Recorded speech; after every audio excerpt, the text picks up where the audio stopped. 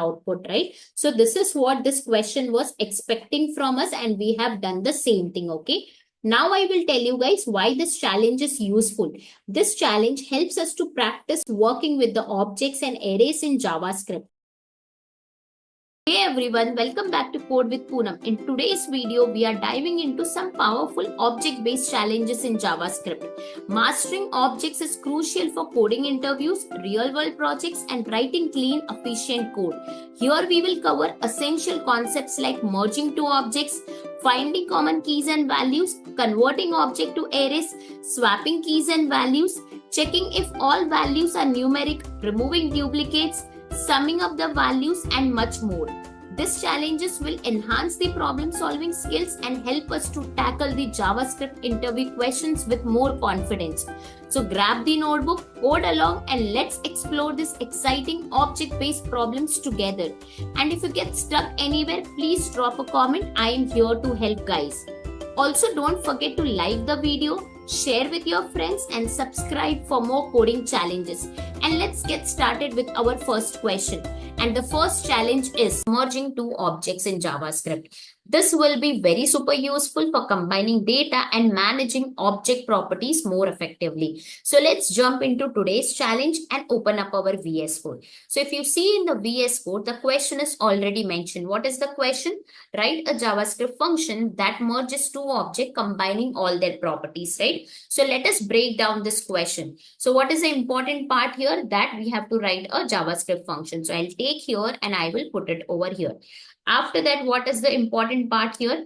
That we have to merge two objects combining all their properties, right? So we will come here and we will write here that as well, okay? Now, since this function is related to merging the two objects, so what we will do, we will come here and we will define a function name with the merge objects, okay? So we'll come here and I'll just put it over here and I will bring this together and we will write here object OS capital, okay? And with a parenthesis. Now in the line number 4, we have written merges two object combining all their properties. This is what this function is going to do, right? What approach we are going to follow here is we have something called as a spread operator, right? So we are going to use this spread operator. Okay, now what does the spread operator do and what is the syntax? So syntax of a spread operator is what? 3 dots, okay? Now what does it does? If I have to talk about with respect to object, it will spread the properties of the object. It will spread what? It will spread all the properties of an object. So this is what it will do. Now here, suppose I take an example, okay? Suppose I will take an example of a two objects. So I will put here A:1 and B:30 and then another object I will take C:56 and D:45. Okay, this is just an example. Now what we are going to do here is, now this is two objects, correct? Now we have to merge this object. So how our final output should be, if I have to tell you the output of this, it has to be something like this. A:1, B:30, comma, then we will put this object properties as well. So C:56 and D:45. This should be our final output. This is what this question is expecting from us. Now, how we are going to do this, okay? So then in the spread operator, it provides something like you can come here and you will put a single object in this and then you will spread it out. So 3 dots and you will put your first object, then 3 dots and you will put your second object.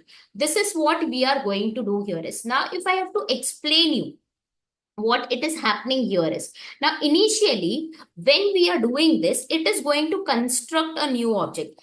What does it constructs a new object? When it constructs a new object, initially that object is empty, okay?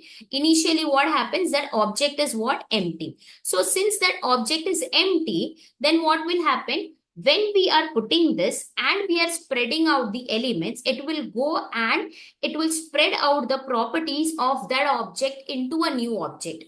Got it? What it is going to do initially, whenever we are doing this, okay, it is going to construct a new object, okay? It is going to construct a new object. Now, when it is going to construct a new object, the new object is empty, okay? So what it does, the spread operator spreads the properties of this object into the new object. Got it? And in the next phase, again, it will find out this, correct? Again, it will spread out the properties of object 2 and it will put it in our new object. So this is what it is going to do. First of all, it will construct a new object, and that object which is being constructed, that will be an object, will be an empty. So this object, when it encounters, it will spread out the properties and it will put it into that new object. Again, it will encounter this, it will spread out the properties of that object and it will spread out into new object, right? Then the final object, what will happen now, we will get here as a final object. That final object will hold everything. So the resultant will come like this. The resultant will come what? It will come like this. So this is what this particular line is going to do. If we write it, it does so many things. It constructs a new object. Then it will encounter our object 1 with a 3 dots, that is with a spread operator. So it will spread it out and it will put it into a new object. Again, it will encounter. Then again, it will spread it out into a new object. So this is what it is going to do. So now how we will proceed with this? So we will come here and we will write a function called as a merge object, the function which we have discussed here, right? So we'll come here and we will put it over here and quickly we will invoke this as well. So we'll come here and we will write here what? Merge objects, okay? And we are going to pass the same object from here as well, okay? So what we will do, we will take it here and we will pass it here like this directly, okay? So A colon 1, B colon 30, and in the new another object, C colon 56, D colon 45. This is what we are going to do, okay? And now let us come here and let us receive here what? obj1, comma obj2 like this, okay? And let us just console it and test it out, okay? Whether we are able to receive it or not. So obj1, comma obj2. Directly we will write here and let us test it here. So today's challenge is day 21. So I will write here node 21 challenge question, and you will see here we get this particular object very correctly here. That means this function has been successfully executed, okay? Now what we will do here is we will come here and we will declare one variable which will hold our object. So we'll come here and we will write here just like a merge, okay? So we'll declare it like this. And what we will do, we will come here and we will put our object, okay? And we will put with a spread operator. So triple dot obj1 and then comma triple dot obj2. Okay, we'll come here and after that, let us come here and console this, okay? So console.log, we will come here and we will do merged, okay? And now once again, let us test it here. Node day 21 challenge. So we'll come here and if you can see, we are successfully able to get this. You can see the resultant is almost the same. We have got it here, right? It is the same. A colon 1, B colon 30, C colon 56 and D colon 45. And it is inside one object, right? So what we have done, we are able to get this by writing just this. So what we have done, we have created an empty object and in that we have passed this. So when you write this, what it is happening, it is constructing a new object and that new object is initially empty. So when it encounters, what it does, it spread out the properties and put it into your new object. Again, it will come here and it will spread out the properties and it will put it into the same object. Why? Because we are putting inside this flower braces. Flower braces are the symbol of our object, right? This is how we define it. How do we define an object? We define an object with a curly braces, right? So this is what we do, right? And now let us come here and comment our line number 15 and we will just improvise our console by writing here as merged object. So I'll write here just as a merged object with a colon I will write here and let us put a space here. And let us once again clear the terminal and let us run it one more time. If you see here, you get here what merged object as this. So this is what we are passing from here and we are able to get it. You can put another example and you can do as well. So if we come here and if I write here a merged object and if I put here x colon 67 and we can write here y colon 89 and then let us define another object. Suppose let me write here as a name as a object. Okay, and another one let us write here as a g colon 90. Now let us just test this one more time. We will come here and we will write it over here. So you get it both of them, right? So what we are able to do, get it here, merged object x colon 67 Y colon 89, name as object and G is 90. So we are able to get it. Even if we are passing it like this in a string, it is going to accept it and it is going to come here and give it as a output. Correct? So once again, let us recap this, okay? This was very simple, but this was very tricky, guys. How we merge our two objects, okay? That was a very important part here, okay? So if you want to pass one more object, pass it from here and just you have to come here and put comma and 3 dots obj3. That's it, okay? This is what we are going to do. Here right now, I have shown you merging a two object. You can, with this, you can merge n number of objects, okay? But just you have to make sure you're passing it inside this, okay? So let us come back to this question and let us revise it once again. Let us have a recap on this. So what it was been asked, we have to merge the two objects, right? Combining all their properties, correct? So we have declared here a function name that is a merge object. We have defined our function name as this and we are using a spread operator to achieve it, right? Spread operator syntax is triple dots. It is going to spread the properties of an object, right? So this was our example which we have took and we wanted this as a resultant, right? So we have to pass it like this in an object. What it does, it is going to construct a new object. Initially, that object is empty and when as soon as you write it, it encounters with a spread operator. It will spread the properties and it is going to put it into that object. Similarly, here as well. After that, it will encounter this and it is encountering with a spread operator. It is going to put it inside that object. Okay. So we defined here function called as a merged object and same thing we have written here. We have just improvised our console.log by writing a merged object as and here we are getting the merged value. So here is the function invocation. Once again, let us come here and clear the terminal and let us run it one more time. If we see, we are able to get it in a proper way for both the test cases, right? So if you want, you can try it out with the different test cases and you can try it out with more than two objects as well. It is going to work that as well. Let's move to our next challenge and this challenge is finding the common keys and their values in two objects. This problem will help us to sharpen our skills with object manipulation and comparison in JavaScript, okay? So let's proceed with this challenge and we will move towards our VS Code. If we see in the VS Code, we have here our question along with the sample input and output, right? So what is the question? We have to write a JS function to find the common keys and their values in two objects, right? And here we have been provided with the two objects and for that, this is the output, okay? So first of all, what we are going to do, we are going to break this question. So I will write here what JS function, okay? And in the next line, we are going to write the next important part of the question. That is what we have to find here what? Common keys and their values in two objects, right? So let us put it over here.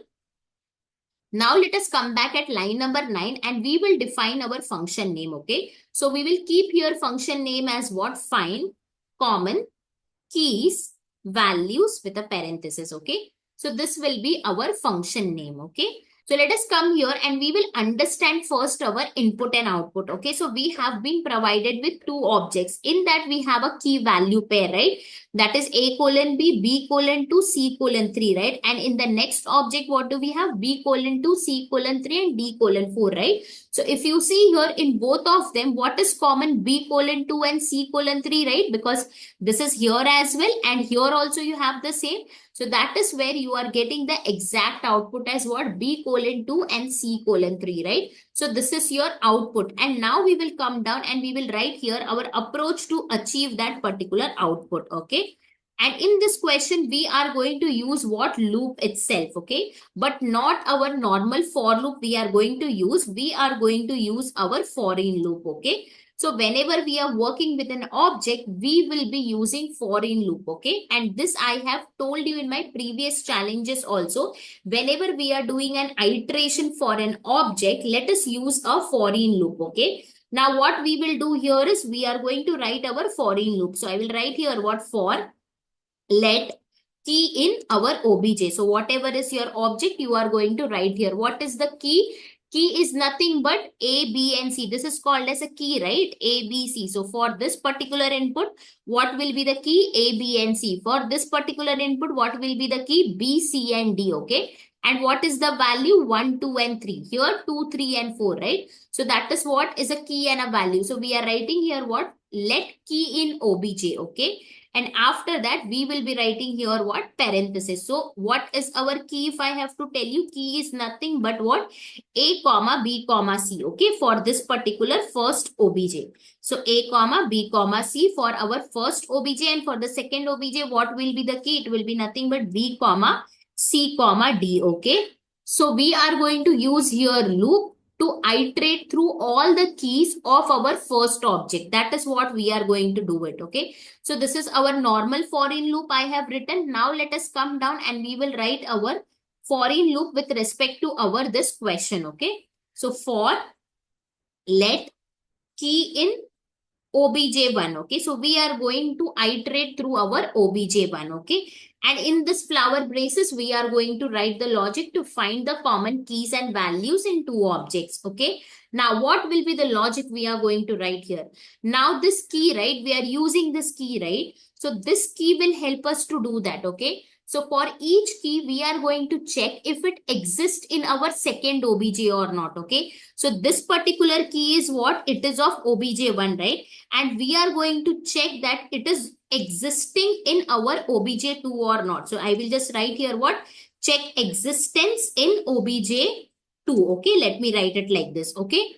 Once it is found, then we are going to proceed ahead, okay? So this we have to check. So first of all, for this, what we are going to use? We are going to use a method, okay? That is known as what? Has own property, and to that we are going to pass a key. Let me write it over here, okay?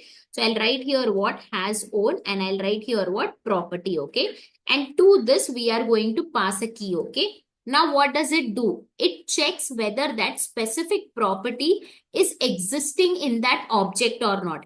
And if it is existing, it is going to give you true. And if it is not, then it is going to return you what? False. So if you see, it is returning what? Boolean values, okay? And how we are going to use it here? We will be using what? obj1 dot has on property, and we will pass our key to it, okay? Then we will write here what? obj2 dot has on property, and we will pass a key to it, okay? So this is what we are going to do. And here we are going to check the existence of that key in our object. If it exists, it is going to give me what? True, okay? And if it is not, then it is going to give me false. So depending upon the availability of the key, or we can say depending upon the availability of the property in our object, it is going to give me true or false, okay? So this is our first check, okay? So I will come here and I will write here what? First check, okay? Now let us go for the second check, okay? So I will write here what? Second check, okay? Now in the second check, what we are going to do? We are going to compare, okay? How and what we are going to compare? We are going to compare our obj1 of key should be is equal to our obj2 of key, okay? This is what we are going to check. And depending upon our key, we are going to get true and false, right? So that also I will write it over here. So this will be our second check. Now how we are going to write it? We will be writing it using our if condition, okay? So I will write it using our if condition and our AND operator, okay? So this too, we are going to use it and we are going to do it. So how we are going to write it? We are going to write if our obj1 dot has on property, and we will pass our key to it, okay? If this, okay, and we will use here AND operator, and we will write here what? Our obj2, okay, dot has on property, and then we will pass this also, okay, to this itself. So we will come here and we will use one more AND operator here. So I will write it like this, and with the space we are going to write it like this, okay? So this will be our final condition which we are going to write it, okay? So that is what I said. To achieve this, we have to do a double check here. So first check whether that key is existing or not, and then we are going to compare it, okay? So if this condition turns out to be true, how it is going to come true? It's all the condition here has to be met because we have used here AND operator. If any of the condition turns out to be false, then further execution will not happen. So that is why here, if all the conditions are met and it is going to give me output as true, then what we will do, we will add the key and its value to a new object. Okay. So I will write it here. What if this condition turns out to be true? Then what we are going to do, we are going to add our key and its value to a empty object, or we can say to a new object. Okay. So for that, we will have to create also, right? So in the beginning itself, we will come here and we will create an object called as a common keys. Okay. And we will initialize with an empty object. Okay. That is what we are going to do. So if this condition turns out to be true, what we are doing, we are going to add a key and a value to a new object, correct? And then finally, we are going to print that new object. That is nothing but our common keys. Okay. So let me write it here. So this object, we are going to print it and we will have that object containing all the common keys and values. Okay.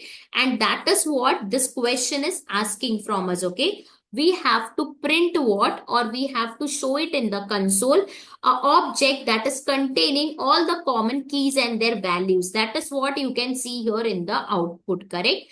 Now we will do the same implementation inside our function also. So let us come down and we will write our function. Okay. So we'll write here what? Function, and a function name will be what? Find common keys values, right? And we will invoke it here. Okay. So I will write here what? Find common keys and values, and we will pass here our both the objects, right? So let us come here and we will take this our both the objects and we will just put it down. Okay. So at line number 38, let us put it and we will just uncomment it over here. Okay. And I will pass here what? Our obj1 comma our obj2. Okay. Now let us come here and we will receive at the top as what? obj1 comma obj2 as a params. Okay. Now let us just console it here. So I will write here what? Console.log our obj1 comma obj2. Okay. Now let us just quickly test it in the terminal. So I will write here what? Node day 74 challenge and we will hit enter. What do we got? We got our both the objects printed in our console, right? Now let us come here and we will declare here our empty object. Why empty object? Because we have to store our common keys and their values, right? So I will write here what? Same name, common keys here, and we will initialize it as an empty object. Okay. So that is what we have done. Now let us come down and we will write our for in loop. Okay. So that it can iterate through all the keys in our object one. Okay. That is what we said here also. We are going to iterate in our object one, correct? So let us come here and let us write that here. So I will write here what? For let key in our obj1, right? And I will show you what is the key now. Okay. So let me just console it here. So I will write here what? Console.log of key. Okay. Let me write it here. And let us clear the terminal and I will write here what? Node day 74 challenge and we will hit enter. If you see what do we got? We got here A, B and C. That means nothing but it is our keys, right? So that is what we are getting here. Okay. Now let us come down and we will check that if the key exists in our obj2 and their values are same or not. Okay. So what we are going to do? We are going to write this our if condition. Okay. So let us write here what? If, and we are going to write here what? obj1 dot has own property, right? So let us write here has own property, and in this we are going to pass our key, right? Then our AND operator, and then with our obj2 also, I will write it like this. And here also I'm going to pass it our key and then our comparison check, right? That is what we have done here. So again, our AND operator we will write here. And then we are going to write what? Our obj1 of key is equal to obj2 of our key, right? That is what. And now just we will check whether it is turning out to be true or not. Okay. So I will write here what? Console.log of true. Okay. Now let us come here in the terminal and we will just test it out. So I will write here what? Node day 74 challenge and we will hit enter. If you see here in the input and output, what is the object one? It is nothing but A:1, B:2, C:3, right? And what is our object two? B:2, C:3 and D:4, right? So in both of them, where is the common key and value pair? We have for B:2 and C:3, right? Here also for B:2 and C:3. That is where in the output we have how many key and value pair? Only two. That is nothing but B:2 and C:3. That is where you are getting here. For B key is true and for C key is true, right? That is where we are getting it here, okay?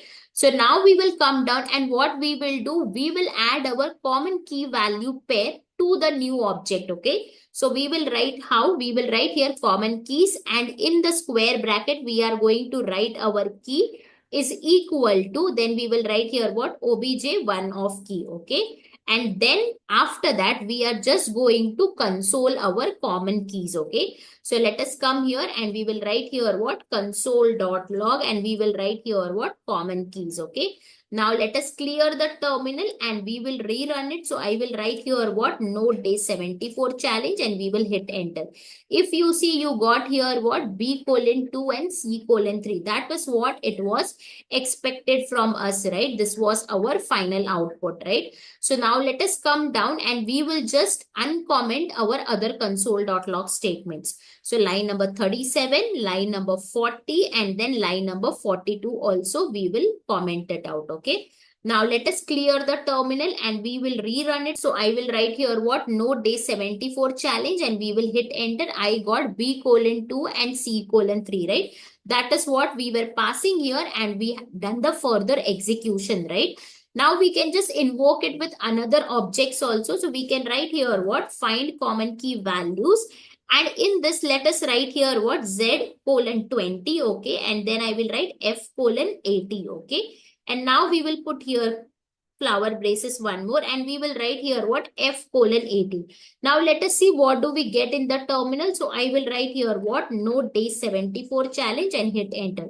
You got here what? F:80. So even if 1 is there, it is going to give me the exact output, okay? So this is what this question was demanding from us and we have successfully achieved as well, okay? So now let us have a quick recap of this particular question, okay? So let us come above and we will read out our question. So what we have to write? We have to write a JavaScript function to find the common keys and their values in the two objects, right? They have given here the two objects, that is nothing but obj1 and obj2, right? And we have here our output, okay? And then at line number 9 and 10, what we did, we just wrote here the important part of our questions, right? And also we defined our function name as what? Find common keys and values, right? That is what was our function name, right? Then we understood how we are reaching to this particular output, right? And for that, we have written our approach also. So in this, we used a loop, right? But we did not use our normal traditional for loop. We used here what? Foreign loop, okay? This foreign loop is best used in our object cases, okay? That is why we have used it, okay? Then we have understood that how a normal foreign loop is written, right? At line number 15. For let key in obj, correct? And then we wrote it with respect to this particular question, right? So for let key in our obj1, right? And this key is nothing but what? It is nothing but here we have seen, right? A, comma, B, comma, C and B, comma, C, comma, D, right? That is what is our key, right? Now, why we are doing it? We have to check here that if this key is existing in our second object or not, okay? And if the values are same, then we are going to proceed ahead. So for that, what we did here, we did a double check.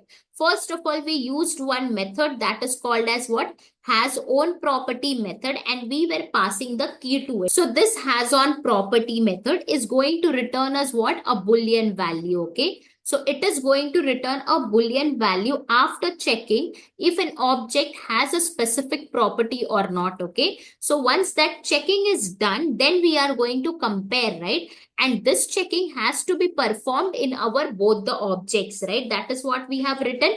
And here then we came down and we did a comparison check also, that our obj1 of key should be is equal to our obj of 2 key, right? That is what we have done. And that also is going to return us a Boolean value. So at the end of the day, it is going to return us what? True or false itself, right? Because it is a comparison check, right? So after that, what we are going to do, we will be using our if condition along with our AND operator, so that we will make compulsion that all our condition has to be true, then only you have to do the further execution, right? So that is what did. And after this condition is turning out to be true, we are going to add our key and its value to your new object, right? And for that, we are going to declare a new object, right? That will be an empty object, correct? And then finally, that new object, we are going to print it, because it is going to hold our respective keys and their values, right? So that is what we are going to do it. And this is what we understood, right? And then the same thing we wrote inside our function also, correct? Then at line number 36, we came down and we wrote our function name, right? That is nothing but find common keys values. And here we were passing obj1 and obj2 as in params, right? Then we just consoled and we tested here and we created here our empty object, right? Then we wrote here our foreign loop, and inside that we did our comparison check, right? And then finally we added our common key and a value pair to a new object, right? And then at line number 46, we printed, okay? And then at line number 49 and 50, we wrote the same input which was written above. And when we then at line number 49 and 50, we just wrote the same input which were being provided to us for obj1 and obj2. And we passed it over here in the function, right? And we got our output here, correct? Then we invoked it one more time and we passed here another two objects and we tested in our terminal, right? So we will clear it up and we will see it once again. So I will write here what? Node day 74 challenge, and we will hit enter. So this is what it was expecting, and we have done here the same thing, right? Now I'll tell you why this challenge is useful. Object manipulation is a fundamental skill in JavaScript, and by solving this challenge, you will practice comparing object properties, working with the loops, and using conditional statements effectively, guys. It's a great exercise for improving your understanding of JavaScript objects. Let's move to our next challenge, and this challenge is all about to convert an object into an array of keys and an array of values. So let's proceed with this challenge and we will move towards our VS Code.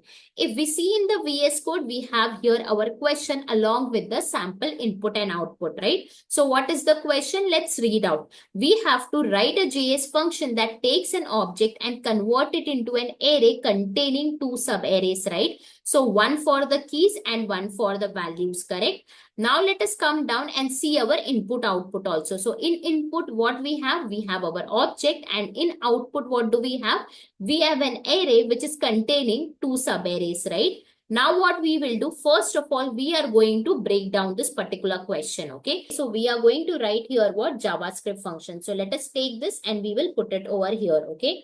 After that, what is the next important part? That it is going to take an object and it is going to convert it into an array containing two subarrays, right? So that also let us put it over here, okay?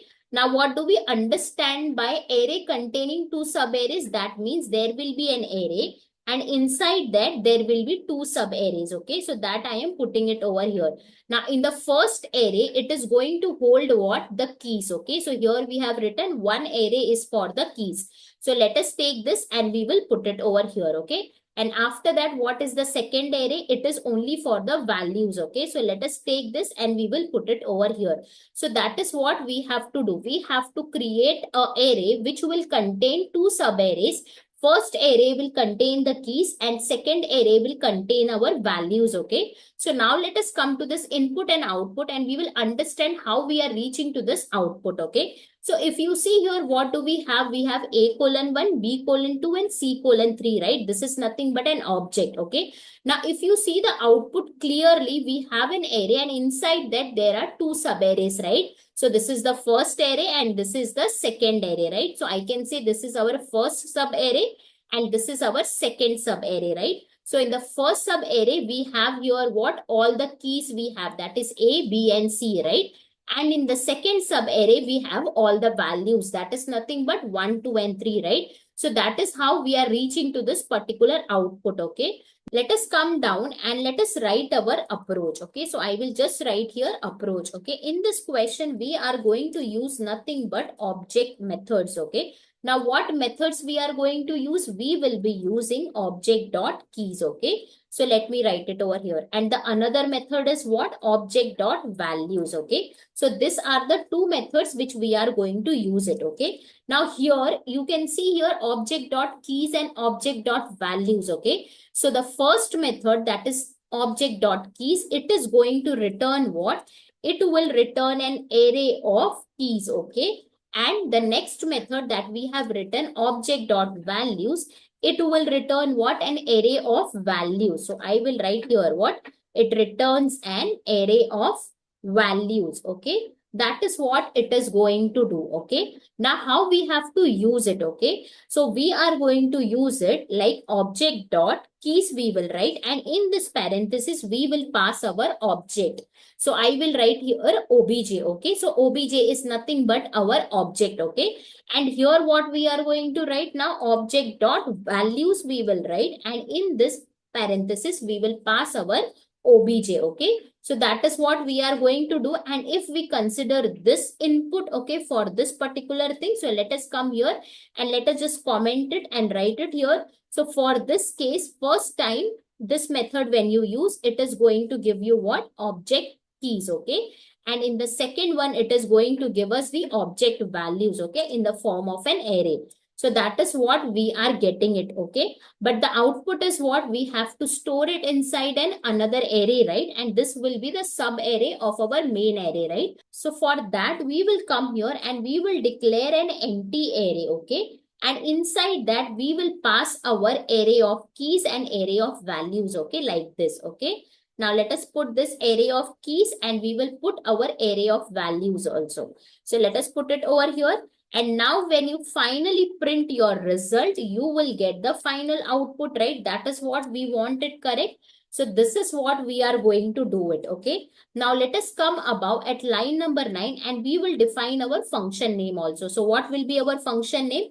Convert obj to array, okay? So that is what I am going to write a function name, okay? So this will be our function name. Now let us come down and we will implement the same thing inside our function also. So I will write here what function, and our function name is what?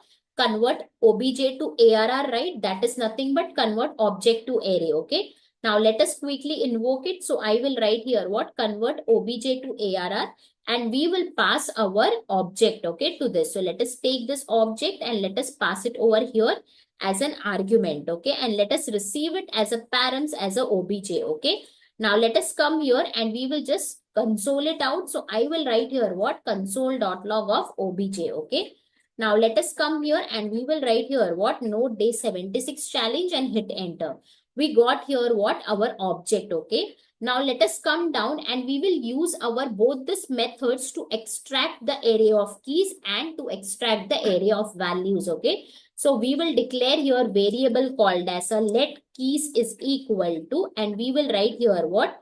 Object dot keys, okay. We are going to write it, and in this we are going to pass our obj, okay. Let us console our keys and let us see what do we get in the terminal. So I will write here console.log of keys. And let us clear the terminal and rerun it. So I will write here what? Node day 76 challenge and hit enter. If you see, we got our array which is holding our keys, right? So that is what we have got it, right? The same output. Now let us come here and we will use our another method, that is nothing but object dot values. Okay, so I will write here what let values is equal to object dot values, and in this we are going to pass our obj again. Okay, now let us console the values also. So I will write here what console dot log values, and we will come here and we will rerun it. So I will clear it up and I will write here what node day 76 challenge and hit enter. If we see, we got here what our array of values, right? So that means line number 30 is giving me what array of values. Line number 28 is giving me what array of keys, right? That is what we have done. So what we decided that we will declare an empty array, and inside that we are going to pass our both the arrays, right? So let us do the same thing. So I will write here what let result is equal to, and we will initialize this with an empty array, and inside that we will pass our keys array and our values array, right? So let us come here and do the same thing, and we will just console it out. So I will write here what console.log of result. Okay. Now let us come to the terminal and we will test it out. So I will clear it up and we will write here what node day 76 challenge, and we will hit enter. What do we got? We can see here clearly that we have an array which is containing the two sub arrays. So one is our keys array and another one is what value sub array, right? So we have got the exact output what was been asked to us. Okay. Now what we will do, we will come down and we will invoke it with another input objects. Okay. So let us write here convert object to array. Okay. And let us write the object. Okay. So I will write here what x colon 10, and then we will pass here what y colon 20. Let us see what do we get. So we will come here, we will clear the terminal and we will write here what node day 76 challenge and hit enter. We got here what x and y and here 10 and 20, right? And that is where we are getting our exact output. Okay. So this is what we had it. Let us invoke it one more time. So I will write here what convert obj to array.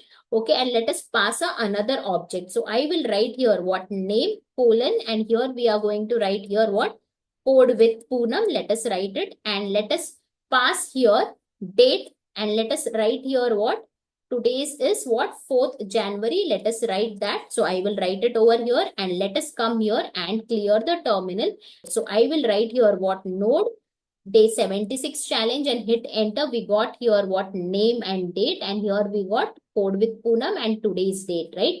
So that means we are getting the exact output. Okay. Now let us comment out the console.log statement. So line number 26 we will comment out, line number 28 we will comment out, line number 30 we will comment out, and we will clear the terminal one more time and rerun it. So I will clear it up and I will write here what node day 76 challenge, and we will hit enter. What do we got? This is for the first input object, this is for the second input object, and this is for the third input object. We are getting the exact output, right? Now let us have a quick recap of this particular question. Okay, so let us come above and we will read out the question. What it was being asked, we have to write a JavaScript function that takes an object and converts it into an array containing the two sub-arrays, right? So one sub-array will have the keys and another sub-array will have the values, right? At line number 5, 6, and 7, there was an input and output example, right? So that we understood how we are reaching to that output, correct? After that, at line number 9, 10, and 11, we wrote the important part of our question and we also defined our function name, right? That is nothing but convert obj to ARR, correct? Then we understood and we wrote our approach, right? So in this question, we have to use what object.methods, right? What were the methods? Object.keys and object.values. What does object.key return? It is going to return an array of keys, right? And what does object of values is going to return? It is going to return an array of values, correct? Then we understood this with respect to this input, right? What will be the output, correct? For the keys and for the values method, right? So we came here and we wrote the same thing, right? And then finally we stored our keys and value inside an empty array. And finally we printed that variable, correct? That is what we have done here, and the same thing we implemented inside our function also, right? Then at line number 25, we defined our function convert obj to arr, right? And we were receiving here obj as a params, right? At line number 26, we just consoled our obj to test whether our input object has been received correctly or not, right? Then at line number 27, we used here the method called as object.keys to extract all the keys from that particular object, right? And then we finally consoled here at line number 28. Same thing we have done here at line number 29 also. We used the method called as object.values and we were passing obj to it, right? To extract all the values from the object, correct? Then at line number 30, we just consoled it out, okay? So at line number 28, it was giving me our array of keys, right? And at line number 30, it was giving me what? Array of the values from that particular object, right? Then at line number 32, we declared here an empty array, right? And in that, we were passing our keys and values, right? And then we finally consoled that variable called as a result, right? And then at line number 35, 36, and 37, we invoked it with three different input objects, right? And we got our exact output in the console as well, right? So let us come here and we will clear the terminal and we will write here what? Node day 76 challenge and hit enter. We got our exact output, right? So this is what this question was expecting from us and we have done the same thing, okay? Now I will tell you guys why this challenge is useful. This challenge helps us to practice working with the objects and arrays in JavaScript. It's a fundamental skill which is useful for tasks like data transformation, API responses, and more. Let's move to our next challenge, and this challenge is all about swapping keys and values of an object. So let's proceed with this challenge and we will move towards our VS Code. If we see here, we have here our question along with the sample input and output, right? So what is the question? We have to write a JavaScript function that swaps the keys and values of an object. And here we have been provided with two inputs, right? And correspondingly, we have here two outputs as well. So first of all, what we are going to do, we are going to break down the question, okay? So what we have to write, we have to write a JS function. So first I will take this and I'm going to put it over here. Now, what is the next thing here? That we have to swap the keys and values of an object, right?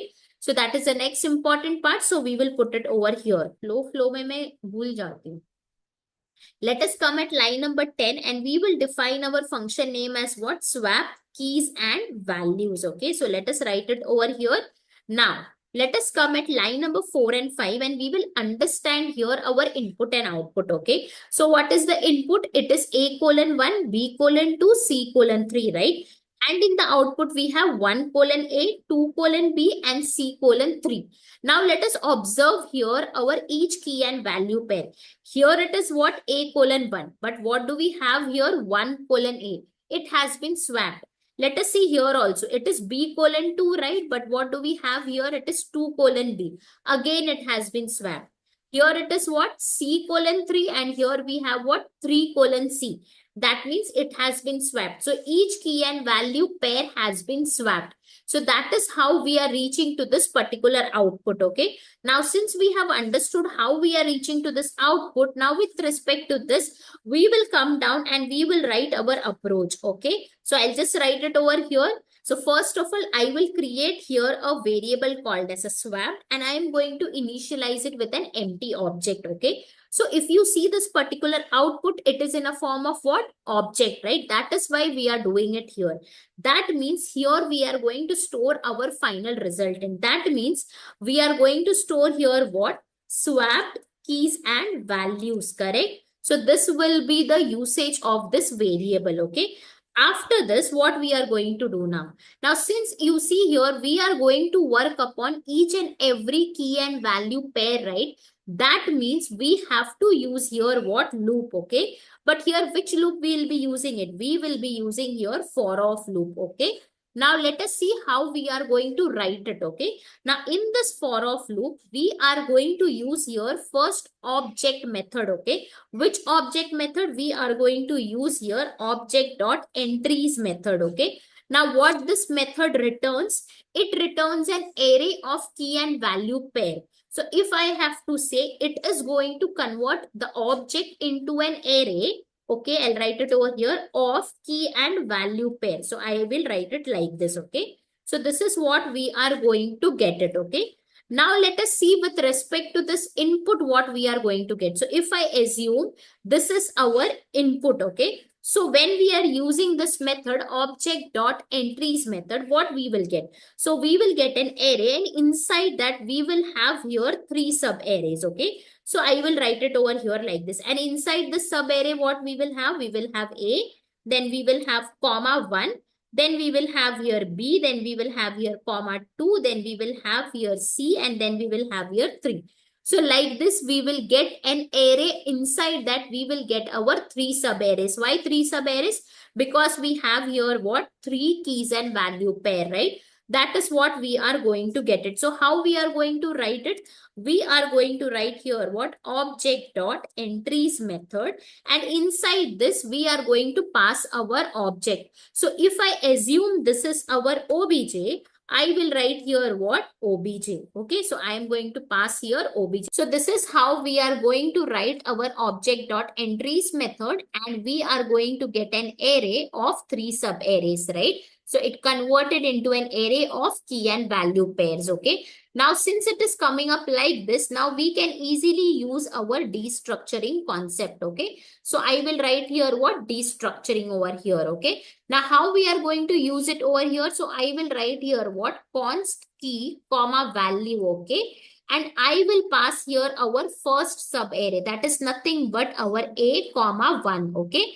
So now what is this? This is nothing but our key, and this is our value, right? That is why I have written it over here like this. Now, in this case, what will be our key? It will be nothing but A, right? And what will be our value? It will be nothing but 1, right? Then when you come here and for the second instance, okay, so I will write it here like this, and we are going to assign our second sub array, okay? So then in that case, what will be our key now? It will be nothing but key is equal to B, and our value will be what? 2, right? Then let us come here for the third instance, okay? So let us take this and I will put it over here, and we will assign it with a third sub array. That is nothing but C and 3, right? Let us come here and put it over here. So in this case, what will be our key? Our key will be C, right? And our value will be 3, right? So that is how we are going to use our destructuring over here, okay? Now let us see how we are going to implement both the thing inside our for of loop. So I will write here what? For, then I will write here what? Const, then key comma value I am going to write, and then here it will come off. Then I am going to write object dot entries, and in this I am going to pass our obj, okay? Now inside this we are going to write our logic for the swapping, okay? So I will write here what? Swapping we are going to do, and how we will be doing it? With a simple assignment operator, okay? So I will write it here like this. Now let us see how we are going to do that. So I will use our swapped variable, and here I will pass the value, and right inside I am going to assign it with our what? Key, right? That is how we are going to do it, and we are going to get our final output stored in our swapped variable. And finally, we will just print it over here outside our loop, our swapped variable, okay? And we are going to get our final output, okay? Now we will implement the same thing inside our function also, and I will show you how this destructuring is going to work, how this object.entries method is going to work, and everything, okay? So let us come down and we will write our function as what? Function, okay? And what will be our function name? Swapped keys and values, okay? And I will quickly invoke it, okay? So I will write here what? Swapped keys and values, and we will pass our first input object, right? So let us take this input object and we will come here and we will pass it over here. And we are going to receive here as an obj, okay? So as in params. Now let us just console it out. So I will write here what? Console.log of obj.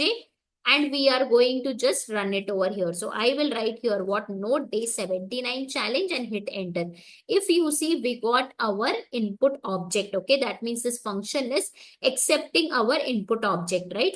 Now let us come here and we are going to create a variable called as what? Swapped. Okay, so I will write here swapped is equal to flower braces. That means we are initializing with an empty object, right? Now I will show you how our object.entries method is going to work. Okay, so I will just write here what? Console.log, and inside that I will write here object.entries I will write, and inside that I am going to pass our obj. Okay, now let us clear our terminal and I will write here what? Node day 79 challenge, and I will hit enter.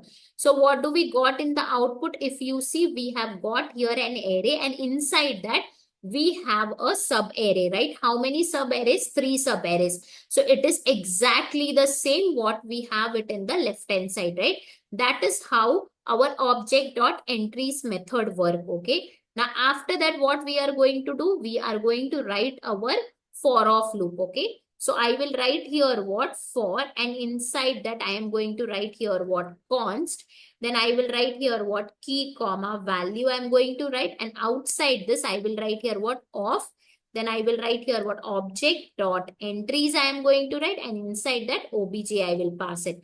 Now inside this flower braces we have to write our logic for the swapping. Okay, before that I will just show you by printing what is key, what is value over here. Okay, so I will write here what? Console.log of key comma value. Okay, now let us just test it in the terminal one more time. So I will write here CLS, and then I will write here what? Node day 79 challenge, and hit enter. So we have got here what? A1, B2 and C3, right? That means we are getting exactly the same what we have done here, right? Now what we will do? We will just do a simple swapping by using our assignment operator. So I will write here what? Swapped, then I will write here value, and then is equal to, I'm going to write our key, correct? Then outside our loop, let us just console our swapped variable. Okay, let us see what do we get. So I will write it over here, and then once again CLS, and then node day 79 challenge, and hit enter. See, you got the exact output. Let us match up with the output. It is 1 and A, then 2 and B, and 3 and C. It is the same, right? So we have reached to our exact output, right?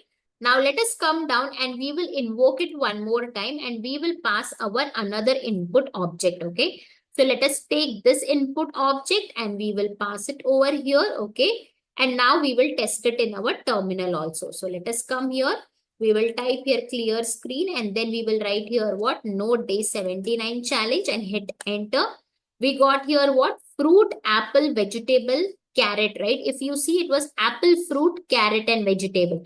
So that means it has been swapped successfully, right? Now what we will do? We will just comment out the other console.log statements. Okay, so line number 32, line number 34, and then line number 37.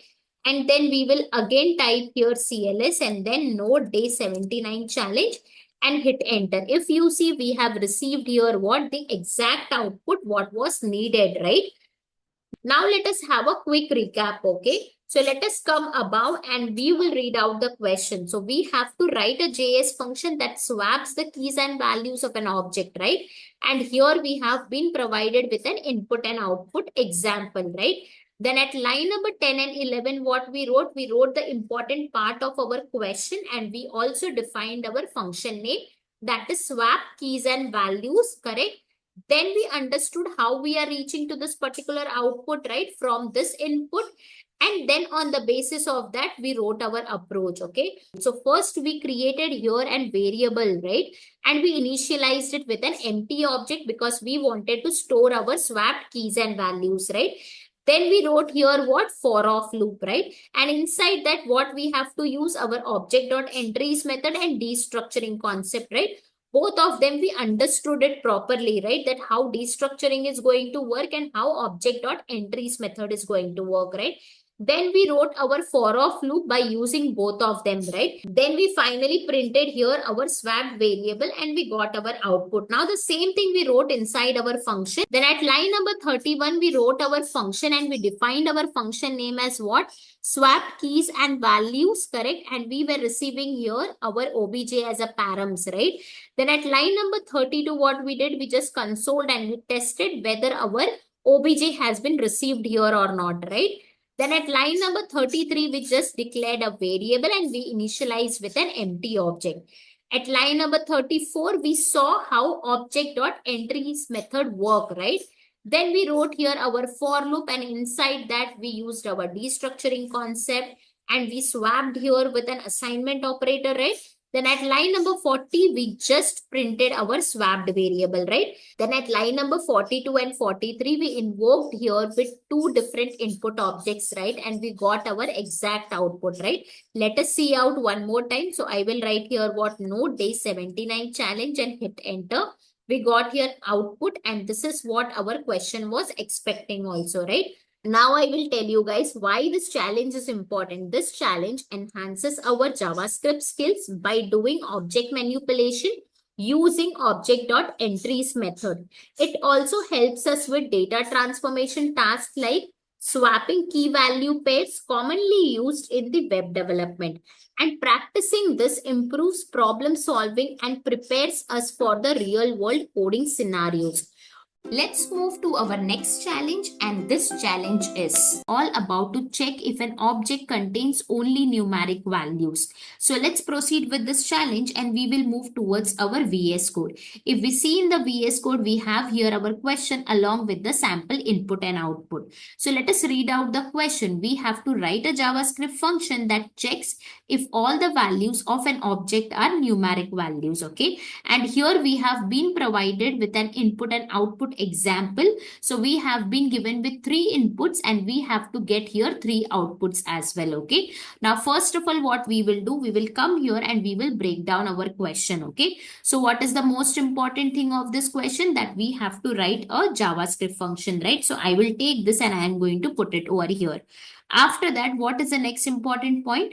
That we have to check if all the values of an object are numeric values, okay? So let us put this here as well, okay? Now we will come here at line number 11 and we will define our function name. So we will define our function name as what? Has only numeric values. So let us write it over here, has only numeric values, okay? So this will be our function name. Now let us understand this input and output, okay, which is being provided to us. So let us come here and we will observe our first input and output, okay. So here they said what we have to check if all the values of an object are numeric values, right? That means here what is the key, what is the value? A:20. In this, A is our key, 20 is our value. B is our key, 30 is our value. C is our key, 50 is our value, right? And they said all the values of an object are numeric, right? That we have to check. So here if you check 20, 30, 50, all of them are numbers, right? If you check the data type, what are they? They are numbers. That is why in the output we are getting here what? True, okay? Now let us go for the next input and output. If you see here, A:20, B:30 and C:50. Here also we have the same. But if you check here, B:30 is not a number. If you check 30 data type, you will get here as what? String. That is why here it is being mentioned in the output as what? False, okay? Now we will go to the third input and output. A:10, B:9, C:40, right? So here 10 and 40 are the numbers, okay? But here we have in a value nan. Nan means not a number, right? That is why in the output we are getting here what? False. So now since we have understood how we are reaching to this output, we will come down and we will write our approach, okay? So I will write here what? Approach. To solve this particular challenge, we will be using it here, object.values method, a for of loop, a type of operator and isNaN method. So these are the 4 things which we will be using it in this challenge, okay? So let's see the step by step. Now we know that we have to work here with the values of an object, right? So that means we will have to do a iteration, and for that we need to use a loop. So which loop I am going to use it? We are going to use here for of loop. So I will write it here, for of loop. Okay. Now when we are doing the iteration, we will be here iterating over the array of object values. Okay. So I will be writing it over here. What? Iterate over the array of object values. Okay. Now we have to iterate here over the array of object values. That means we need to get here what? Our object values, right? So how can I get that object values? Here we will be using it object method. Okay. So I will write here what? Object dot values method we are going to write it. And by using this, we will get here what? All the values of the object as an array. Okay. It will return nothing but an array, okay, of object values. Okay. So that is why we will be using this method. Okay. Now let us consider this input. If this is the input, then when we use this object dot values method, what will be the output? We will get here output as nothing but 20, 30, 50 in an array. And how we are going to use it? We will be using it here what? Object dot values, and in this parenthesis we are going to pass our obj. Okay, so if you assume this is our obj, this obj we have to pass it over here. Okay, and that is how we are going to get this particular output. Okay, now this one we have to use it in our for of loop. So let us see how we are going to write it. Okay, so I will come here and I will write here what? For, and here I am going to write const value. Okay, of. Okay, then I will write here what? Object dot values of our obj. Okay, now in this flower braces we are going to write here our if condition. Okay, and in this if condition, we are going to check for a non-numeric values. Okay, and if this condition turns out to be true, we are going to print here what? False. Okay, and we will do here early return. That means we are going to stop the rest of the execution. Okay,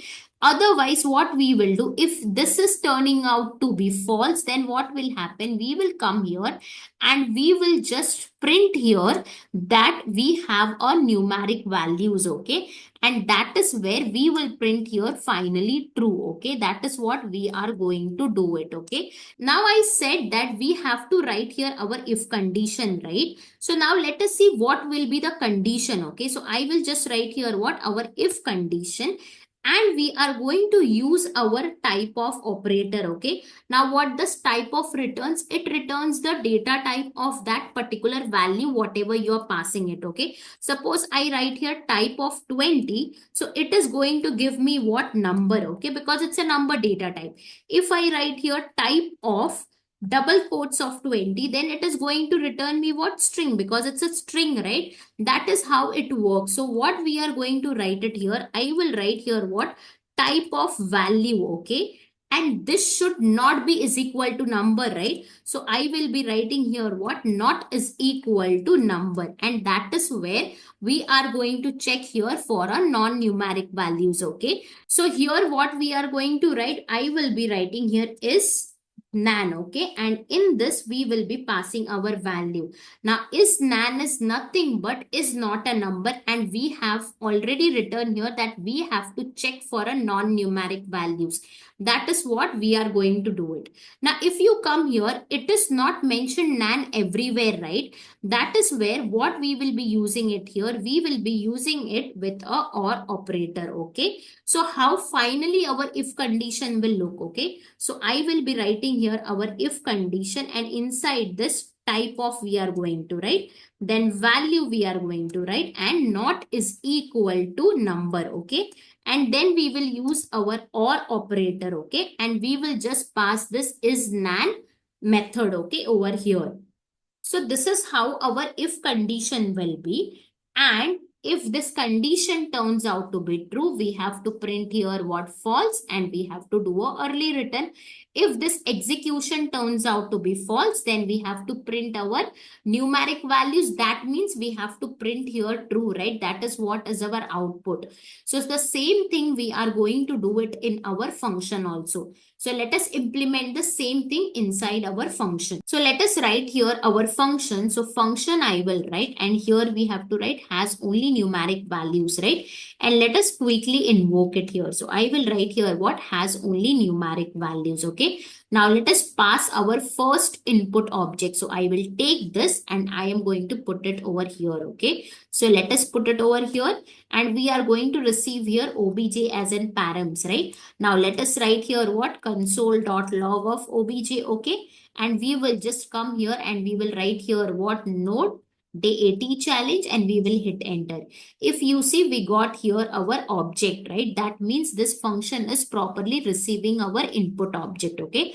Now we are going to see how we can get the values of an object in an array. So for that, I will just write here what console.log, and inside that I am going to pass here what object.values, and inside this I am just going to pass our obj, okay? Now let us rerun it. So I will clear the terminal and I will write here what node 80 challenge and we will hit enter. If you see, we got here what 20, 30 and 50. This is the exactly the same what we are getting it, right? So now the same thing we have done it over here also. Now let us write our for of loop, okay? So I will come here and I'm going to write here what for, and then I will write here what const value, okay? And then here I'm going to write of, and here then object dot values, okay? And to this I will pass our obj, okay? Now inside this we have to write our if condition, right? And that if condition is going to check for non-numeric values, right? So I'm going to write it over here. So how we are going to write? I will write here if, and here we are going to write what type of, and then we have to write here our value, right? Then not is equal to number, right? So let us write it here, and then or operator we are going to write. Then we have to write here what is nan, and to this we are going to pass our value, right?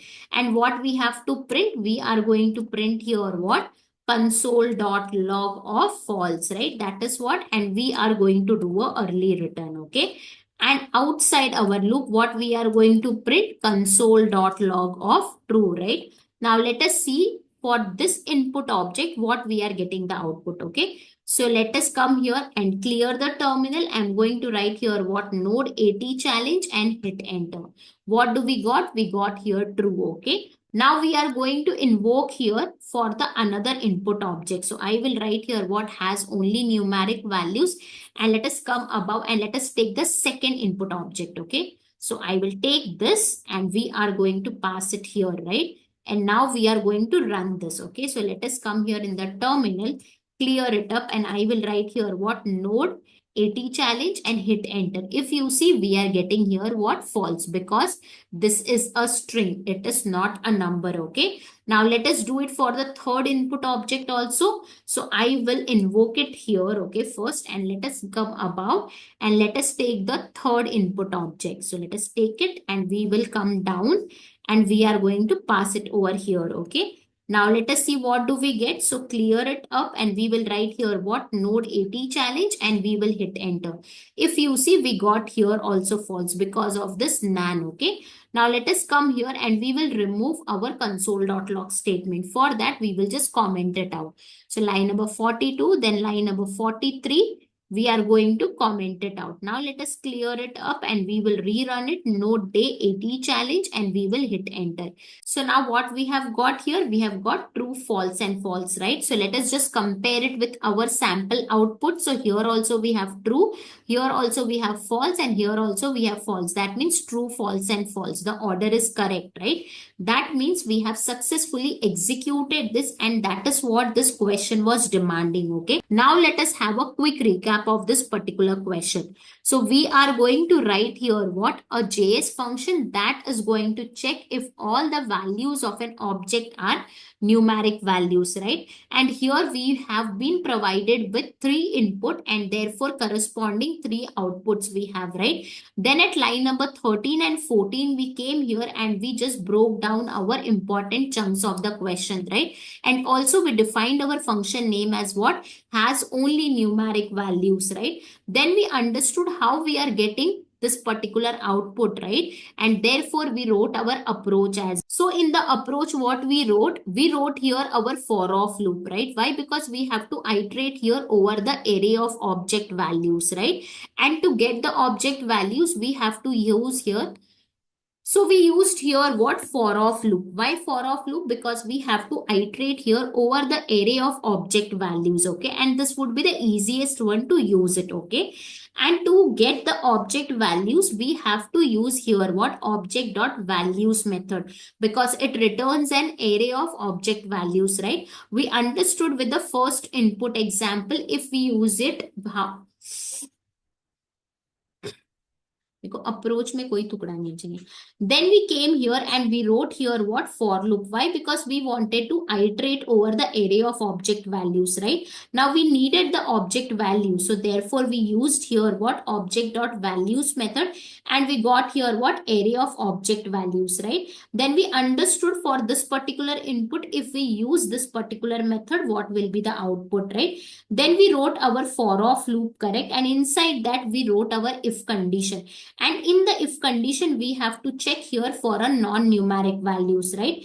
If it is true, we are going to print false and we are going to do a early return. That means the execution should stop, right? Otherwise, we will come outside our loop and we are going to print here what? True, because there will be a numeric values, right? Then we here understood what would be inside our if condition, right? We understood what is our isNaN going to give, what is our type of operator is going to give, right? And why we are using here or operator also, right? Then this would be our final condition which we are going to pass it inside our if condition, right? Then we came down and we wrote our function. So we wrote our function with a function name as what? Has only numeric values, and we were receiving here our input string as in params in our obj, right? Then we just consoled here over obj, and we also consoled here our object.values of obj, right? So we understood that this is going to return me an object, and line number 43 will return me what? Array of object values, correct? Then we came down at line number 45 and we wrote our for loop. We wrote our if condition also inside that, and we printed false and we did a early return also. And at line number 52, we just consoled here true, right? Then at line number 54, 55 and 56, we invoked here with 3 input objects, right? Which we were being provided, okay? And we got the exact output. So let us see what was the output. So I will just clear it up and I will write here what? Node 80 challenge, and we will hit enter. If you see, we are getting here the same output. This is what we needed, and that is what we have exactly done also, right? Now I will tell you why this challenge is useful, because it enhances our understanding of type checking in JavaScript, and also it helps to understand the difference between the nan and numbers, and it is essential for data validation when we are working with our dynamic inputs. Let's move to our next challenge, and this challenge is all about merging the 2 objects and summing up the values with the same keys. So let's proceed with this challenge and we will move towards our VS Code. If we see in the VS Code, we have here our question along with the sample input and output, right? So let us read out the question. We have to write a JS function to merge the 2 objects where the values with the same keys are added together, okay? And here we have been provided with a sample input and output. So let us come down, and first of all, we are going to break down this question. So we have to write here what? JS function, okay? After that, what is the next important part? That we have to merge the 2 objects, okay? So that also I am going to write it over here. After that, what is the next thing? While merging up the objects where values with the same keys will be there, we have to add them together, okay? So here we have 3 important part of the question, okay? Now let us come here and we will understand how we are reaching to this particular output, okay? With respect to both the objects, okay? Now, if you see at line number 5 and 6, we have 2 objects, and in total, how many key and value pair we have? We have total 6, right? And in the output, we have how much? We have only 4 keys and value pair. Okay. So now how they have achieved this? So if you see here, we have A:1 correct in this particular object, and we have here what? A:3. Okay. And in the output, what we have? A:4. So what they have done, they have found out the same keys. That is why they have added up here. Okay. That is why we are getting A:4. Now when we go for the B, so B:2, and here we have B:4. That means if you add it, we will get here what? B:6. So that is what you are getting it here. Now, when we move ahead, we have here what? C:3, and here we have D:5. So we cannot find in the second object related to C, right? Or neither we can find related to D anywhere in our OBJ1, right? So that is why it is written as it is, C:3 and D:5. And this is how we are getting this particular output, that is A:4, B:6, and C:3. And the last one is what? D:5, right? Now we have understood how we are reaching to this particular output. So we will write our approach. Okay. So I will write here what? Approach. To solve this particular challenge, we will be using here spread operator, a for loop, and a conditional check. That is nothing but our if conditions. Okay. Now we will come down and we will see how we are going to proceed with this. Okay. Now I said first we have to use a spread operator. Okay. So I will write it here, our spread operator. Now what is the use of this spread operator? We will be using this spread operator to create a copy of our first object. Okay. So I will write it here. Now what is our first object? It is nothing but our OBJ1, right? So we have to create a copy of our OBJ1, and we will be storing it into our result variable. Okay. So how we are going to write it? We will declare a variable called as a result, and then we will create a copy of it. So 3 dots is nothing but our spread operator syntax, right? And we are going to write here our OBJ1. Okay. So by using the spread operator, we are creating a copy of OBJ1 into a new object called as a result, and this is how we have to write it. Okay. Now after this, what we have to do? After this, we have to write a loop. Okay. So in this question, we are going to use a for loop. Okay. So here we will be iterating over the second object. Okay. So because first object we created here a copy of it, and the second object we will be using it for the iteration. Okay. So we are going to iterate here with the second object. Okay. That is nothing but our OBJ2. Okay. So then how we are going to write our for loop? So I will write here what? For, and inside this I am going to write here what? Const key in I will write. And here I am going to directly write my OBJ2. Okay. Then we are going to write here flower braces. So in this flower braces, we are going to write a logic for summing up the values if key exists. Okay. So I will write here what? Summing up the values if key exists. Okay. Otherwise, what we have to do? We have to just add a new key value pair to it. That is what they have done, right?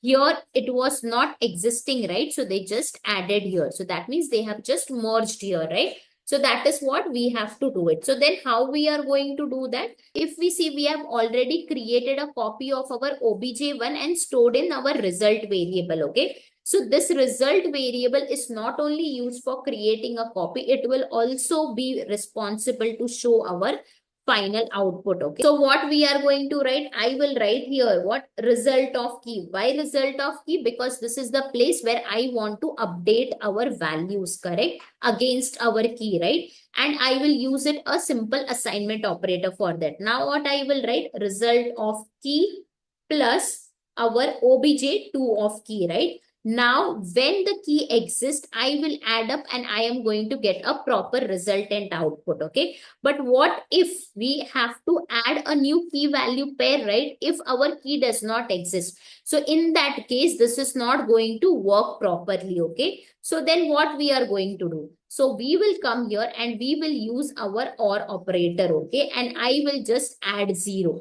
So what that means, if this is not there, then you work out with 0 and you give me the output. So that is why we get here what? 0 plus 3, 3, 0 plus 5, 5. That is why we are getting it. But like this, we cannot just keep it. We will have to put it inside a parenthesis. So let us put this inside a parenthesis. So that means if result of key is existing, then you please add up with obj2 of key. And if it is not existing, then you please add up with 0 to our obj2 of key. And that is where now we are going to get our final resultant. Okay. So why I said, guys, we have to put there 0. Why I said we are not going to get a proper resultant output? Because if you're not putting 0, then that means it does not exist. So when you are adding it up, it is going to return a nan. That is not a number. So that is where our output will be wrong. And that is where we have added here our OR operator and we have put here 0. So if the key already exists, it is going to add the value to the existing value. If it does not exist, then simply it will add the key value pair to the result. And finally, after this, what we are going to do?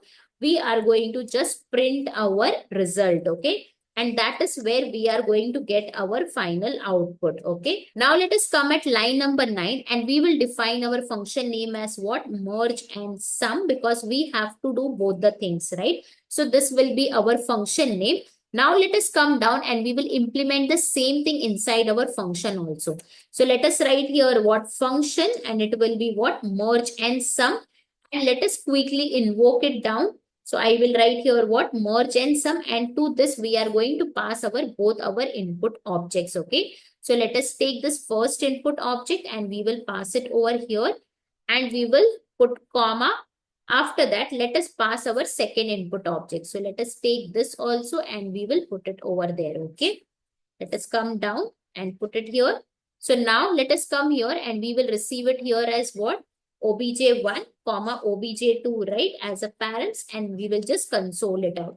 So I will write here console.log of obj1 comma obj2, right? And now let us just test it. So I will write here what? Node 81 challenge and hit enter. We got here our both our input objects. Okay. Now what is the next thing we are going to do? We are going to create a copy, right, into our result variable using our spread operator. And copy of which object? Our first object, that is nothing but our obj1. So I will write here what? Let result is equal to, and flower braces 3 dots, and then I will write here what? obj1.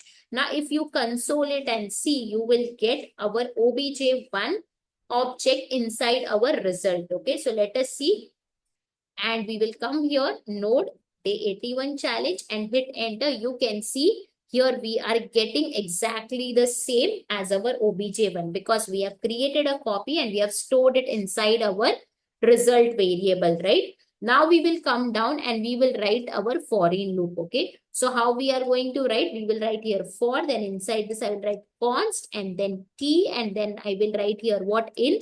And I'll just write here what? obj2, because we have to iterate over obj2, right, inside a for in loop. Now we will come here flower braces and we have to write the logic for summing up the values for the key exist. If not, then we just have to add the new key value pair, right?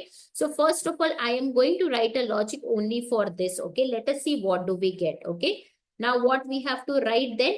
We will be writing here what? Result of key. Okay, then our assignment operator, result of key we are going to write, and then I will write here what? Plus obj2 of our key, right? Now we will just come outside our loop and we will just print our result. So I will write here what? Console.log of result. Okay. Now let us just test it in the terminal what we are getting. So I will write here what? Node day 81 challenge and hit enter.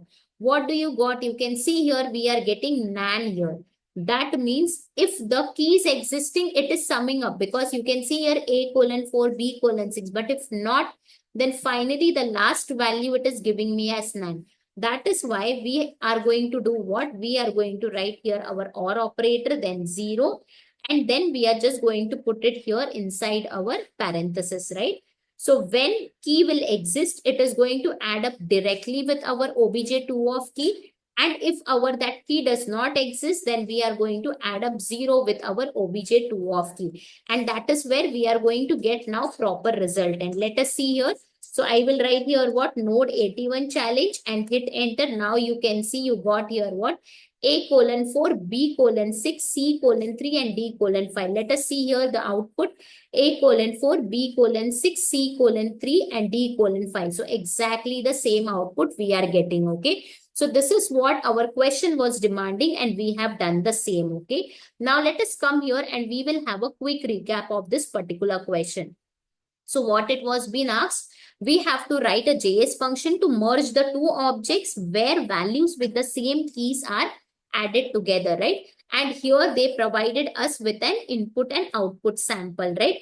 Then we came down at line number 9, 10 and 11 and we just broke down our important parts of the question and we wrote here, right? And we also defined our function name as what? Merge and sum. Then after understanding how we are reaching to this particular output, we wrote our approach, right?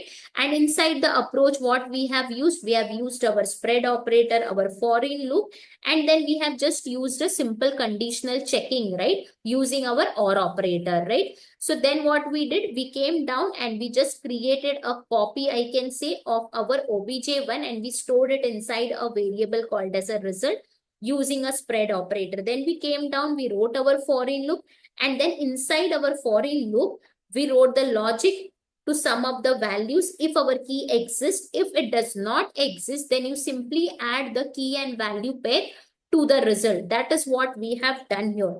And in this, we also added or operator and then we added here 0. Why? Because we were getting nan in the output, right? So in order to avoid that, we have done here or operator and 0. Okay. Now, also remember in our for in loop, we are not going to iterate over our first object. We are going to iterate our second object because we want to add our first object value to the second value, right? So here we have to add up our first object value to the second object value. And where is our first object value stored? Inside the result. That is why we have to iterate over a second object. And then we have to add up inside our logical statement, right? That is what we have done. And once the loop is terminated, then we are just going to print our final resultant output, right? The same thing we have written inside our function also. So we came at line number 25 and we wrote here our function name as what? Merge and sum, and we were receiving our two input objects as obj1 and obj2 as a params, right? Then at line number 26, we just printed here. Then we created a copy and we stored it inside a result variable, right? Then we wrote here our for loop and then we wrote the logic for some of the values if the key exists, and also we did the logic for if there are no keys existing for that respective, then you simply add the key value pair to the result, right? And then finally at line number 34, we just printed our result. So at line number 36, we invoked here and we passed here our two input objects, right? And we got our resultant in our terminal, right? Let us clear the terminal and rerun it. So node day 81 challenge and hit enter. We got here our final output, right? Now let us just comment out the console.log statement. So line number 26, line number 28, we will comment out and now clear it up here and we will rerun it. So I will write here what node day 81 challenge and hit enter. Now you can see you are getting the exact output what was needed, right? So that is what it was needed and we have done the same thing inside our function and we got our exact output, okay? Now I will tell you why this challenge is important, because it enhances our understanding of object manipulation in JavaScript. It helps in learning how to handle the dynamic key and value pairs, and also it's a great practice for working with the loops and conditional statements. Let's move to our next challenge, and this challenge is all about to remove the duplicate values from an object in JavaScript. So let's proceed with this challenge and we will move towards our VS Code. Here in the VS Code, if we see, we have here our question along with the sample input and output, right? So let us read out the question. We have to write a JS function to remove the duplicate values from an object. And here we have our input and output, right? Now, first of all, let us come down and we will write here our important part of the question. So first of all, we are going to write here what JavaScript function, okay? Because we have to write a JS function. After that, what is the next important thing? That we have to remove the duplicate values from an object, right? So that also I will take it here and I'm going to put it over here, okay? Now, since we have to remove the duplicate values from an object, we will come at line number 7 and we will define our function name as what? Remove duplicates, okay? So I will write here what? Remove duplicates and I will put here our parenthesis, okay? So this will be our function name, okay? Let us come here to the input and output and we will understand how we are reaching to this particular output, okay? So here we have A:1, B:2, C:1, D:3 and E:2, right? So these are the 5 key and value pairs which is being given in the object, okay? Now in the output, what we have? A:1 we have, B:2 we have and D:3 we have, right? So that is what they have removed the duplicate values from an object, okay? Now let us see how they have removed, okay? So we will start from here, A:1. So what is the value here? 1 is the value. So let us check whether we have anywhere else 1 again repeated. So if you see here, we have here C:1. So if you see 1 is appearing twice, right? So only the first occurrence is going to be there. So that is why we get here what? A:1, whereas C:1 is removed, okay? Now let us go to the next key value pair. It is B:2. So what is the value 2? So let us again check whether that 2 value is being there in this object or not. We can see here it is there, E:2. So what is the first occurrence? It is B:2, right? So only this B:2 will be kept here. That is why we have A:1, B:2. Now if we move to the next one, C:1 is already removed because it was duplicate, right? Then we go to our D:3. Now this D:3 is unique, right? So it is going to remain as it is in our output. That is why you get here D:3. Now E:2 was what? It was a duplicate, right? So that is why it has been removed. So the final output is nothing but our A:1, B:2 and D:3, and that is how it is going to be there. So our value 1 appeared twice. So the first occurrence is kept, that is A:1. Our value 2 appeared twice. So only the first occurrence is kept, that is B. Then the value 3, that is unique, right? So that is why it remains as it is in the result. That is why we have D:3. So that is how we are getting our final output, okay? Now we have understood how we are reaching to this particular output. Now we will come down and we will write our approach, okay? So I will write here what? Approach. So to solve this particular challenge, we will be using here our set object. Now why there is a need of a set object, guys? Because JavaScript objects only ensure unique keys, not unique values. So we have to take an set object to keep track of the values, okay? So now what is our set object? It is a special JavaScript object that stores unique values only. It automatically removes the duplicate, which makes it perfect for this problem. So that is why we are going to use here set object, okay? So how we will be doing it? So first step is what? We are going to create a set, okay? So I will write it here. Now why we need a set? Because we want to keep a track of our unique values, okay? So for this, we are going to create a variable called as a unique value. So I will write here what? Unique values is equal to new and then set with a parenthesis. So this will help us to keep a track of what? Unique values, okay? So it will help us to keep the track of unique values. So I'll write it like this, okay? Now, after that, we are going to declare one more variable called as a result, and we are going to initialize it with an empty object, okay? So why I am doing this? Because this variable we will be using to store our final output, okay? So I'll write here store our final output.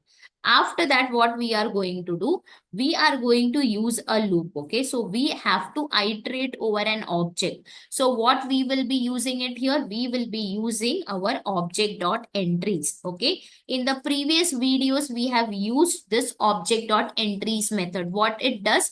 It returns an array, and inside that we will have a sub arrays And that sub arrays will be what? It will be a key and value pair, right? So it gives me an array of our key and value pairs, right? So if we are considering this object, okay, so I will write here what? Obj is equal to this particular object. And if we are using our object.entries method, okay, inside this we have to pass our obj, right? So what we will get? We will get here our array, and inside that it will be our a comma 1, right? And then what we are going to get? B comma 2, right? After that, what we are going to get? We will get here nothing but C comma 1, right? After that, what we are going to get? We'll get D comma 3, right? After that, what we have? Our last subarray we are going to write E comma 2, right? So this will be our final resultant after we use our object.entries method, right? Now, inside our loop, we will be using our destructuring concept also, right? So I will just write here what? Destructuring it. So how we are going to use it then? I will write here what? Const, okay? And then in this, I am going to write here key comma value. And then right inside, we will have our first sub array. So I'll just take it and I'll put it over here, okay? Then what will be our key then? We will get our key as what? Our a, right? And then what will be our value? It will be nothing but 1.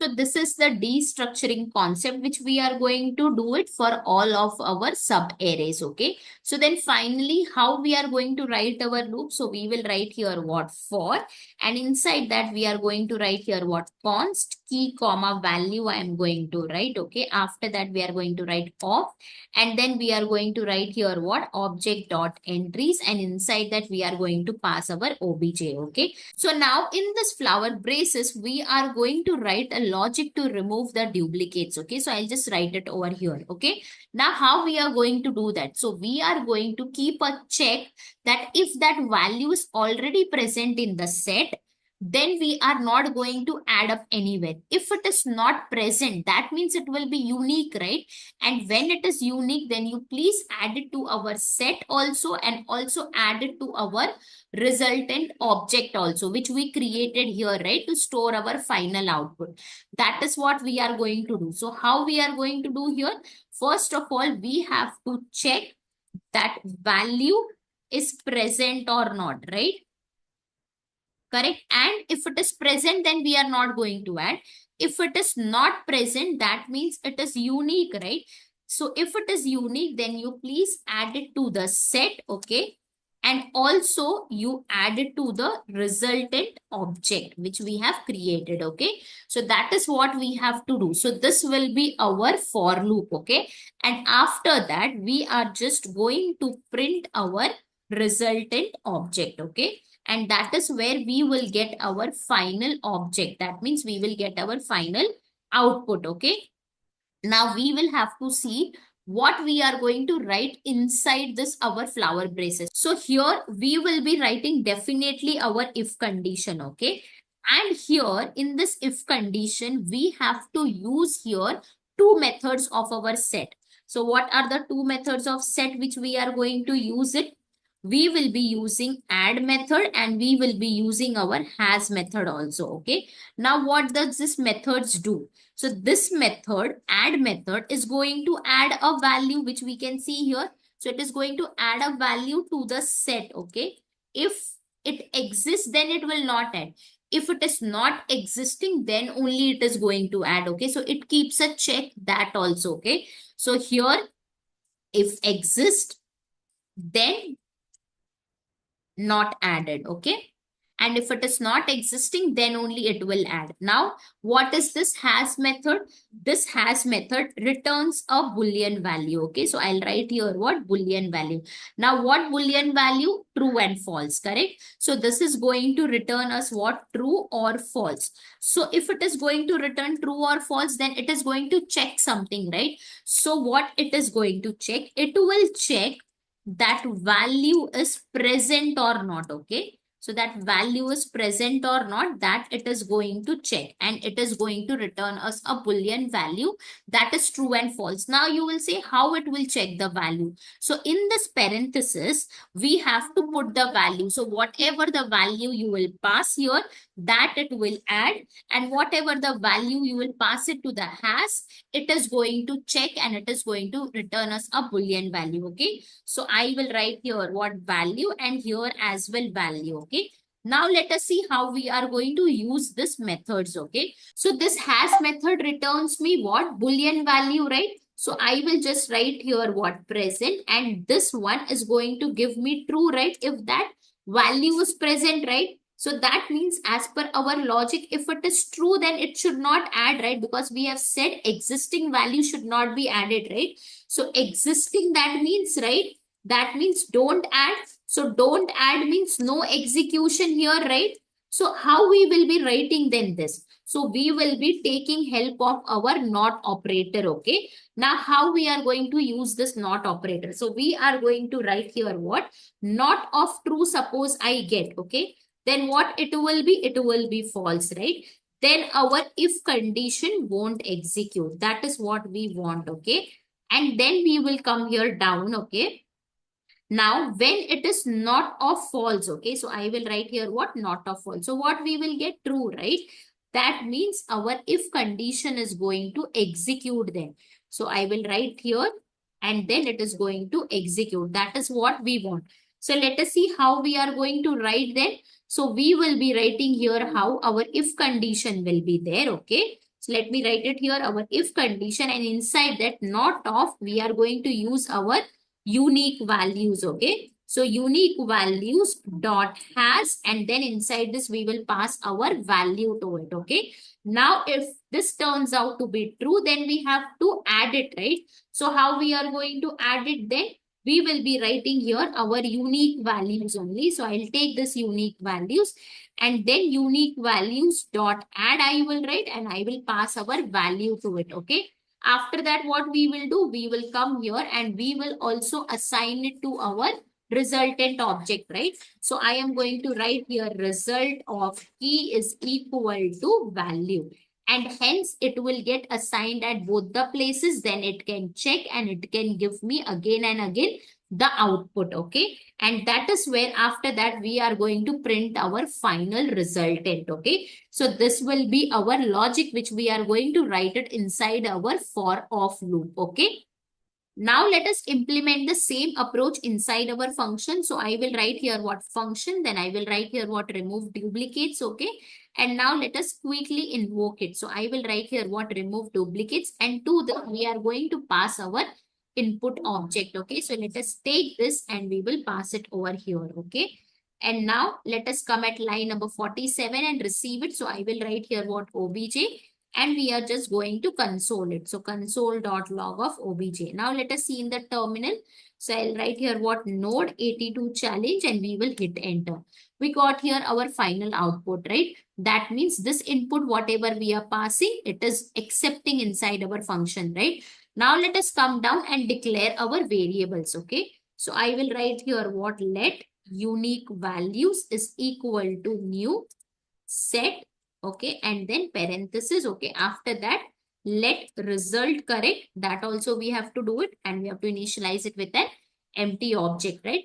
This is going to store our unique values, and finally on the basis of that we can check it, right? And this we will put here our final output, okay? Now let us come here and we are going to do our iteration, okay? So we will use our for of loop. So I will write here what const, then key comma value, right? Destructuring, and then of, and then we are going to write here what object dot entries, correct? And to this we will pass our obj, right? Now let us write our logic inside this to remove the duplicates, right? So we will write here what our if condition, then we are going to write here what not of unique values, right? Dot has method we will use of our set object, right? And to this I am going to pass our value, okay? Now inside this what we are going to write, if it turns out to be true, right? I have explained you here what it is going to do, right? And then we have to add it here, right? So unique values dot add, that means if it is not present, it is going to give me false. What is not of false, it is going to give me true, right? And therefore we have to add it, right? So we are going to add our value, right? And then we have to store this inside our result also, right? So I will write here what result of key, okay, is equal to value, okay?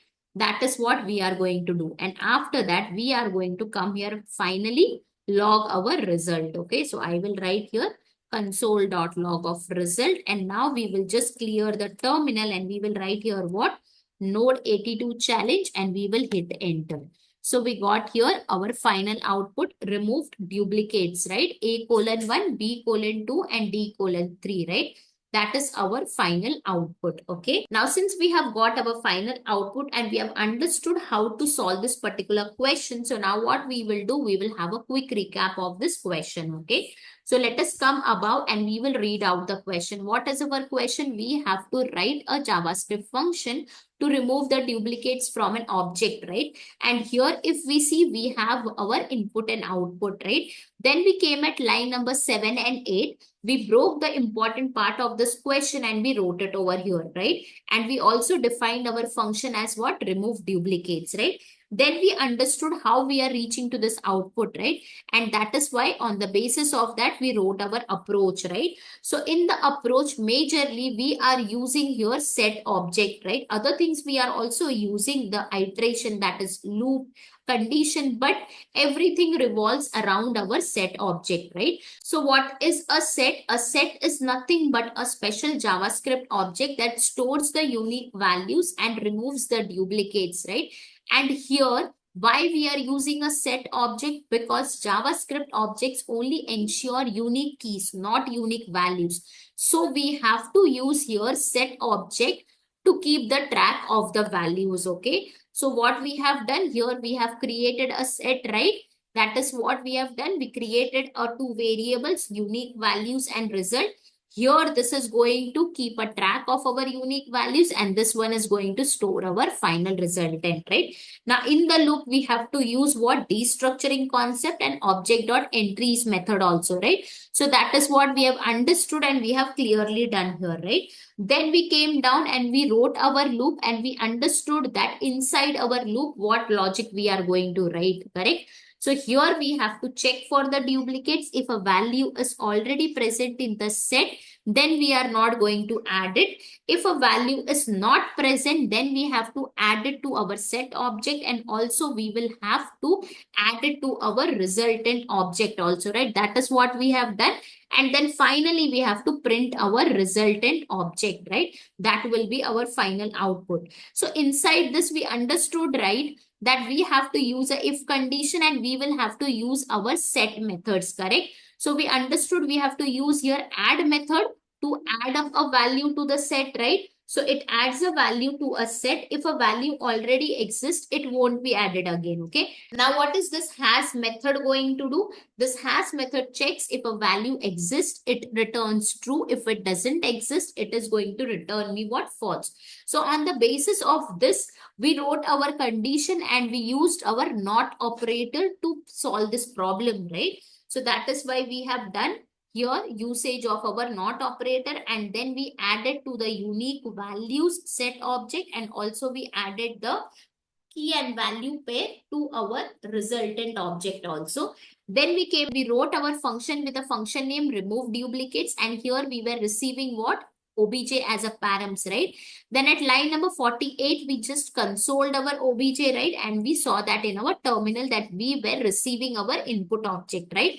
Then at line number 50 and 51, we declared the two variables, right? So one is going to store the unique values and one is going to store our final output, right? Then at line number 50 to 58, we did our iteration, right? And we wrote our if condition also, that if a value is already there in set, then don't add. If a value is not there in our set object, then you please add it, and you also add the key value pair to our result object, right? Then at line number 59, we printed our final resultant object, right? And at line number 61, we just invoked it remove duplicates, right? And we passed our input object and we got our final output, right? If I write here node 82 challenge and hit enter, we will get our final output. Okay, so let us just comment this line number 48 and clear it one more time and rerun it. Then if I write here what node 82 challenge and hit enter, we will get our final output. Okay. Now let us comment this line number 48 and come here and we will rerun it one more time. So we will clear it up first and we will write here what node 82 challenge and hit enter. We got here final object, right? So that is nothing but our final output, okay? And this was our question was demanding from us, okay?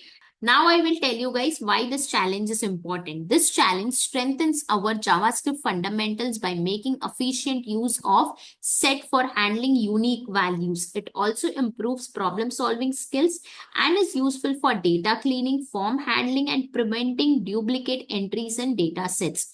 Let's move to our next challenge, and this challenge is all about object manipulation. We are going to reverse the keys and values order in an object. So let's proceed with this challenge and we will move towards our VS Code. If we see in the VS Code, we have here our question along with the sample input and output, right? So what is the question? We have to write a JavaScript function that reverses the order of keys and values in an object. And here at line number 3 and 4, we have been provided with an input and output, right? Now what we will do, we will come down and first of all, we are going to break this question, okay? So we have to write here what JavaScript function, okay? So I will take this and I'm going to put it over here. After that, what is the next important part? That we have to reverse the order of keys and values in an object, right? So that also I will take it here and I'm going to put it over here. Now at line number 6, we will come and define our function name. Now since we have to reverse the order of keys and values, so we will keep our function name as what? Reverse keys and values. So let us keep our function name. So reverse keys and values with a parenthesis. So this will be our function name. Now we will come to this line number 3 and 4 and we will understand from this particular input how we are reaching to this output, okay? So if we see here, what do we have? We have A:1, B:2 and C:3, right? That means total 3 key and value pair, right? Here also we see it is 1:A, 2:B and we have 3:C. That means here also we have 3 keys and values pair, okay? But what is the difference here? If we see here, it is A:1, but here we have what? 1:A, right? So that means we have reversed the order of keys and values, right? In other words, I can say we have swapped it. Whatever was the key now, it is a value, and whatever is a value, it is a key now. That is what we have done. So here also it is B:2 and here it is what? 2:B. Here it is what? C:3 and it is 3:C, right? So that means here we have reversed the order of keys and values in that particular object, right? And thus we are reaching to this particular output. Now since we have understood how we are reaching to this particular output from the given input, we will come down and we will write our approach. So I will write here what? Approach.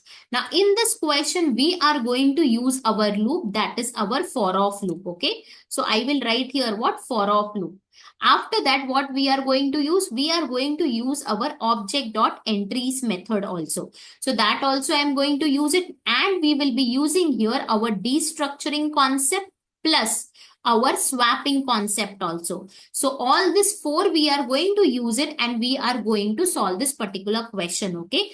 So first of all, what we are going to do, we are going to declare a variable and we are going to initialize that variable with an empty object to store our final result in. So I will come here and I will declare a variable called as a reversed obj is equal to flower braces. That means nothing but initializing with an empty object, and I will write here what? Why we are doing this? Because we want to store our final output, okay? So that is what I am going to write it, okay? Now after this, what we are going to do? We are going to use our object.entries method, okay? So I will write it here.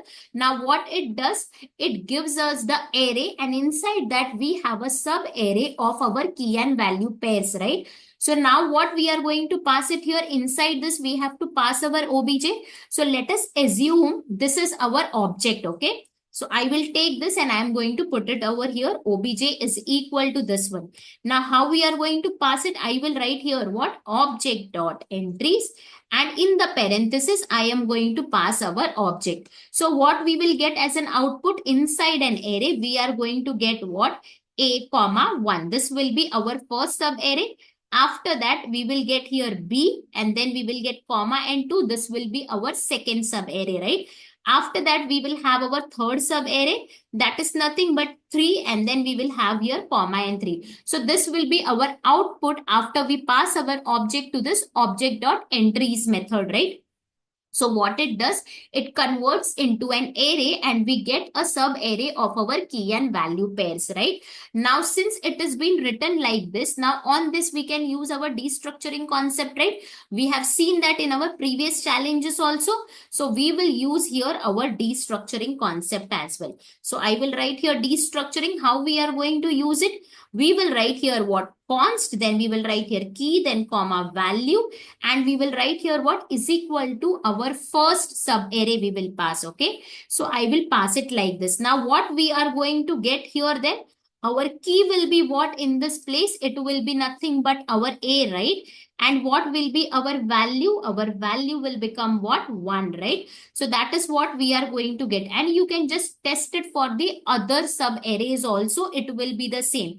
Key will be B and value will be 2 and key will be C and the value will be 3, right? That is what it is going to happen when we use our destructuring concept, okay? Now our object.entries method and destructuring concept, both we are going to use it inside our for of loop, okay? So let us come down and we will write our for of loop. So let me write it here, for of loop. So I will write here what? For, and then we will use our destructuring, okay? So I will write here what? Const, then we will write here what? Key comma value, and then we are going to write of, then we will write here what? Object dot entries we are going to write.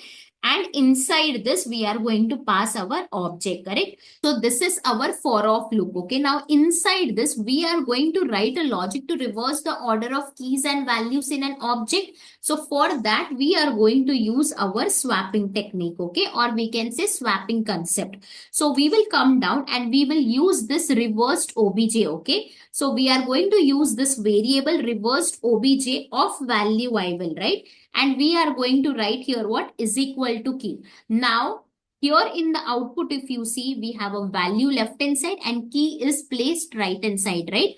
If you check the input, A is our key, right? And value is 1. And in the output, 1 is at a left hand side, that is value is left hand side. And A is our key, which is placed at a right hand side. So that is what we have done here as well. So when we are swapping, we have to reverse the order. So key will become value, value will become key. That is why reversed obj of value is equal to key we have written. And that is where it will get swapped and we will get our final output, okay? So after this loop is completed, we are going to come here and we are going to print our final resultant object, okay? So I will write here what? Print result. That is nothing but print your reversed obj, okay? So this reversed obj is going to hold our reversed order of key and value of that input object, okay? Now let us do the same implementation inside our function as well. So I will write here what? Function, reverse keys and values, and let us invoke it, okay? So we will write here what? Reverse keys and values, and here we are going to pass our input object. So let us take this input object and we will pass it over here. And we are going to receive here as an obj, right? As a params. And now at line number 27, we will just console it out. So console.log of obj I will write. And now let us come here and we will test it out. So I will write here what? Node and then 83 challenge and hit enter. We got here our input object. That means whatever we are passing from here, it is able to receive and it is able to print it as well, right? Now let us come down and we will declare a variable called as a reverse obj and we are going to initialize with an empty object, correct? So let us come here and do that. So I will write here what? Let reverse obj is equal to empty object. This we are going to initialize it with an empty object to store our final result, right? So now let us write our for of loop. So I will write here what for, and inside that we are going to write our destructuring. So I will write here what const key comma value we will write, and then we are going to write here of, and then we will write our object dot entries method, right? And inside this we are going to pass our obj, right? So this is our for of loop. Now inside this we are going to write a logic to reverse our order of keys and values. So for that we will use here what concept? Swapping concept. So let us write here what reversed obj of value is equal to, we will write here what key, and after our loop we are just going to print our reversed obj, right? So console.log of reversed obj. Now let us just test it in our terminal. So I will write here what node 83 challenge, and we will hit enter. What do we got? We got here 1 colon A, 2 colon B, and 3 colon C. Let us test it out with our output also. See, it is 1 colon A, 2 colon B, and 3 colon C, right? So it is exactly the same what we are receiving it here. So we have successfully done this, right? Now let us come here and we will invoke it with another input, okay? So let us write here what reversed keys and values, okay? And what we are going to write? We will write here x colon 20 we will write, and we are going to write here what y colon 30. Let's see what do we get in the terminal. So we will come here and we will clear it up, and I will write here what node 83 challenge and hit enter. What do we got? 20 colon x and 30 colon y. So individual, it has been reversed, right? Your value is now key and key is your value, right? So we have got this. Now let us come here and we will just comment out our line number 27, okay? And we will clear the terminal and we will rerun it. So I will write here what node 83 challenge and we will hit enter. If you see, we are getting the exact output for this two input objects, right? Now let us come here and we will have a quick recap of this particular question. So let us come above and we are going to read out this question. We have to write a JS function that reverses the order of keys and values in an object, right? So here we have our input and output, right? Then at line number 6 and 7, we wrote the important part of our question and we defined our function name as what? Reverse keys and values, right? Then we understood how we are reaching to this output on the basis of this input, right? So for that, we wrote our approach as well, correct? So in that, we have to use our for of loop, our object.entries method, destructuring and swapping concept, right? Then we came here and we declared here a variable and we initialized it with an empty object, right? So we declared it to store our final output, right? Then we used our object.entries method, right? Now in this, we passed our obj and it is going to give me what? Array. Inside that there will be a sub array of keys and values pair, right? Then we understood how destructuring works, right? And then both of them we used it inside our for of loop, right? So inside our for of loop, we used our destructuring concept object.entries method. And then finally we came here and we wrote our swapping logic also, right? With the help of this swapping logic, we reverse the order of the keys and values of our particular object, right? Then at line number 26, we came here and we wrote our function name, function reverse keys and values, right? And here in the parenthesis, we were receiving as in params as an obj, right? Then at line number 27, we just printed our input object, correct? To test whether our passing input object is been received here or not. Then at line number 29, we just initialized an empty object to store the result. After that, we wrote our for loop. Inside our for loop, we used our destructuring concept. We used our object.entries method and we used here our swapping concept also. And then finally at line number 34, we just printed our resultant object, right? Then at line number 36 and 37, we invoked here with two different input objects, right? And we got our final output. So let us test this one more time. So we will clear it up. And we will write here what node 83 challenge and hit enter. If we see, we are getting here what exact output, right? This is the exact output and that is what it was needed from us. Also guys, I have not showed you the object.entries method today in the terminal. This already I have shown in my previous videos. So do watch out that you will get a better understanding and clarity on that, okay? Now I will tell you guys why this challenge is useful. This challenge strengthens our our understanding of object manipulation and object entries. It improves the problem solving skills for data transformation tasks, and it is useful in data restructuring tasks like swapping metadata or reorganizing the data. Let's move to our next challenge, and this challenge is all about to check if all the object values are of same data type. So let's proceed with this challenge and we will move towards our VS Code. If we see in the VS Code, we have here our question along with the sample input and output. So let us read out the question. We have to write a JavaScript function that checks whether all the values in an object are of same data type. And down we have been provided with our sample input and output, right? Now we will come down and first of all, we are going to break this particular question. So we have to write here what JS function. So I will take this and I'm going to put it over here. After that, what is the next important part of this question? That we have to check whether all the values in an object are of same data type. So we will take this and we are going to put it over here. Let us come at line number 9 and we are going to define our function name. So our function name will be what? Are values same data type, okay? So I will write here the same, okay? Same data type, okay? So this will be our function name and we are going to use it when we are going to write our function. Now let us come to this part and we will understand how we are reaching to this particular output, okay, from a specific input. So let us understand from this particular input, okay. This is our object. Now in this, how many key and value pair we have? We have 3, that is A:1, B:2 and C:3, right? Now in this, what are the values? It is nothing but 1, 2 and 3, right? And in the question, we have to check whether all the values in an object are of same data type. So we have to check the data type of the values, right? So 1 data type is what? Number. 2 data type is what? Number again. What is the 3 data type? It is again a number. And since all of them are same, we are getting in the output as what? True, okay? Now let us go for the second input object. Here, how many key and value pair? 3, right? A:1, B:text and C:3. Now here, what are the values? 1, text and 3. Now we have to check their data type, right? So 1 data type is what? Number. What is text data type? String. What is 3 data type? Number. If you see here, all the values of their data type are not same, right?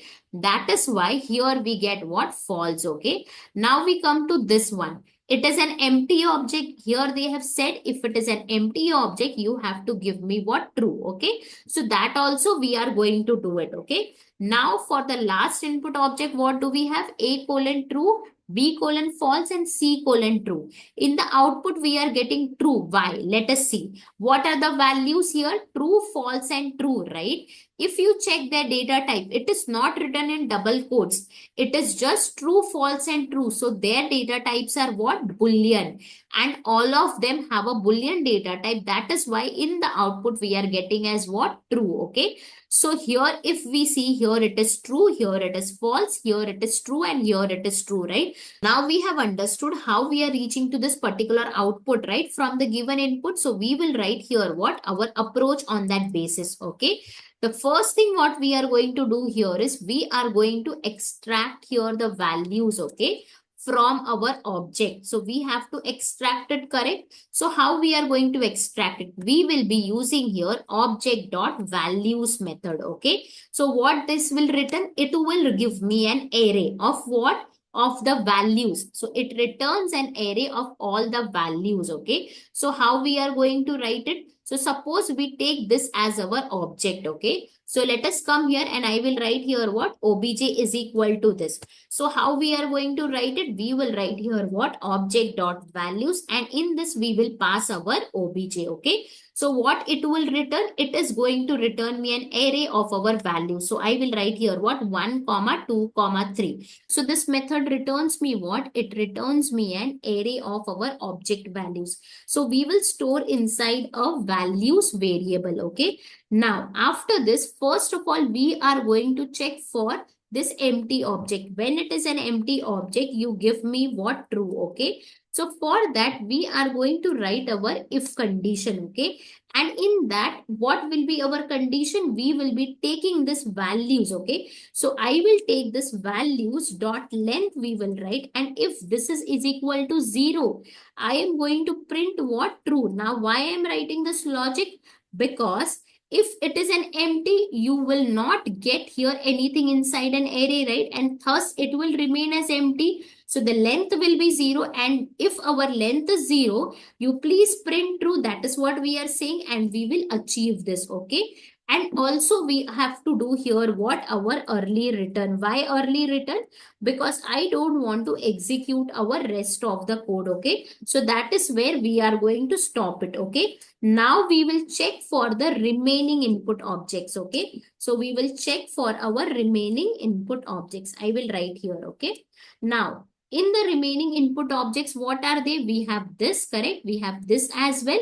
And we have this also, right? So we are going to check now for the remaining 3. So for that, what we are going to do?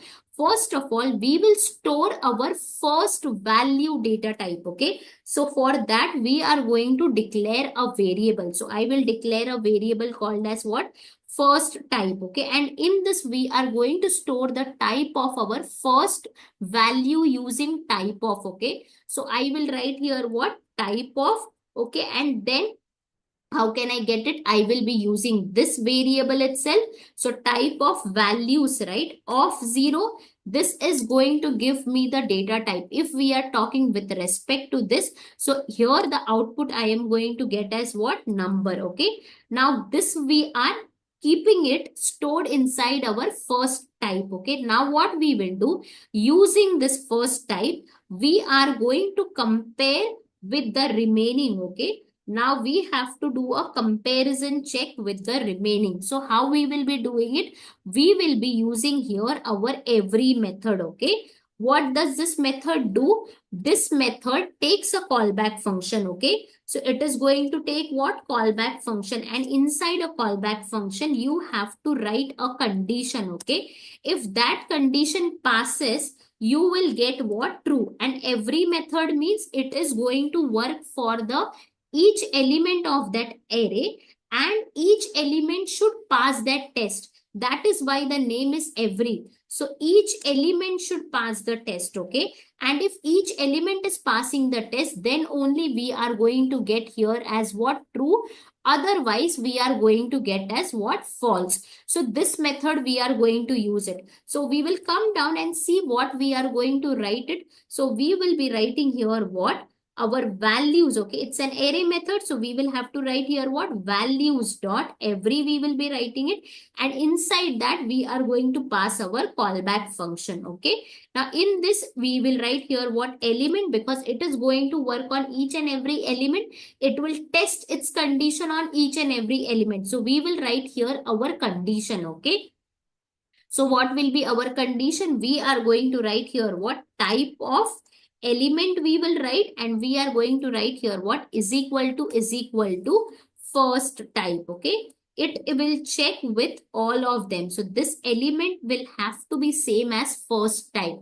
If it is same, it will return me what? True. Otherwise, it is going to return me false. Okay. So depending upon the cases, it is going to give me true and false. Okay. And what we will do, this also we are going to store inside a variable called as a result. Okay. So I will write here what? Result is equal to. And then finally, we are going to print our result. Okay. So this result variable, we will print it and we are going to get our final output. Okay. So this will be our entire approach which we are going to do it. Okay. Now, since we have understood how we are going to write, since we have understood this approach, so let us do the same implementation inside our function as well. So I will write here our function, and our function name will be what? R value same data type, and let us invoke it. Okay. So I will invoke it here. First, I will just pass my empty object. Okay. After that, again, I will invoke it and we will take our first input object. So let us take this and we will put it over here, okay, inside this. Now let us receive it here as a obj as a parent. So I will write here what obj and we will just console it out. So console.log of obj, I am going to write it and we will write here what node day 84 challenge and hit enter. What we got, first our empty object and another our input object, right? So both of them we are getting it, right? Now, first of all, we are going to extract the values, right? So we will write here what let values is equal to, and which method we will be using? Object dot values method, right? So I will write here what object dot values, and inside that I am going to pass our obj, correct? Now let us just console it out. So console.log values, and let us see what do we get in the terminal. Okay. So I will write here what node 84 challenge and hit enter. First I got here was empty, correct? And second I got here what 1, 2 and 3, right?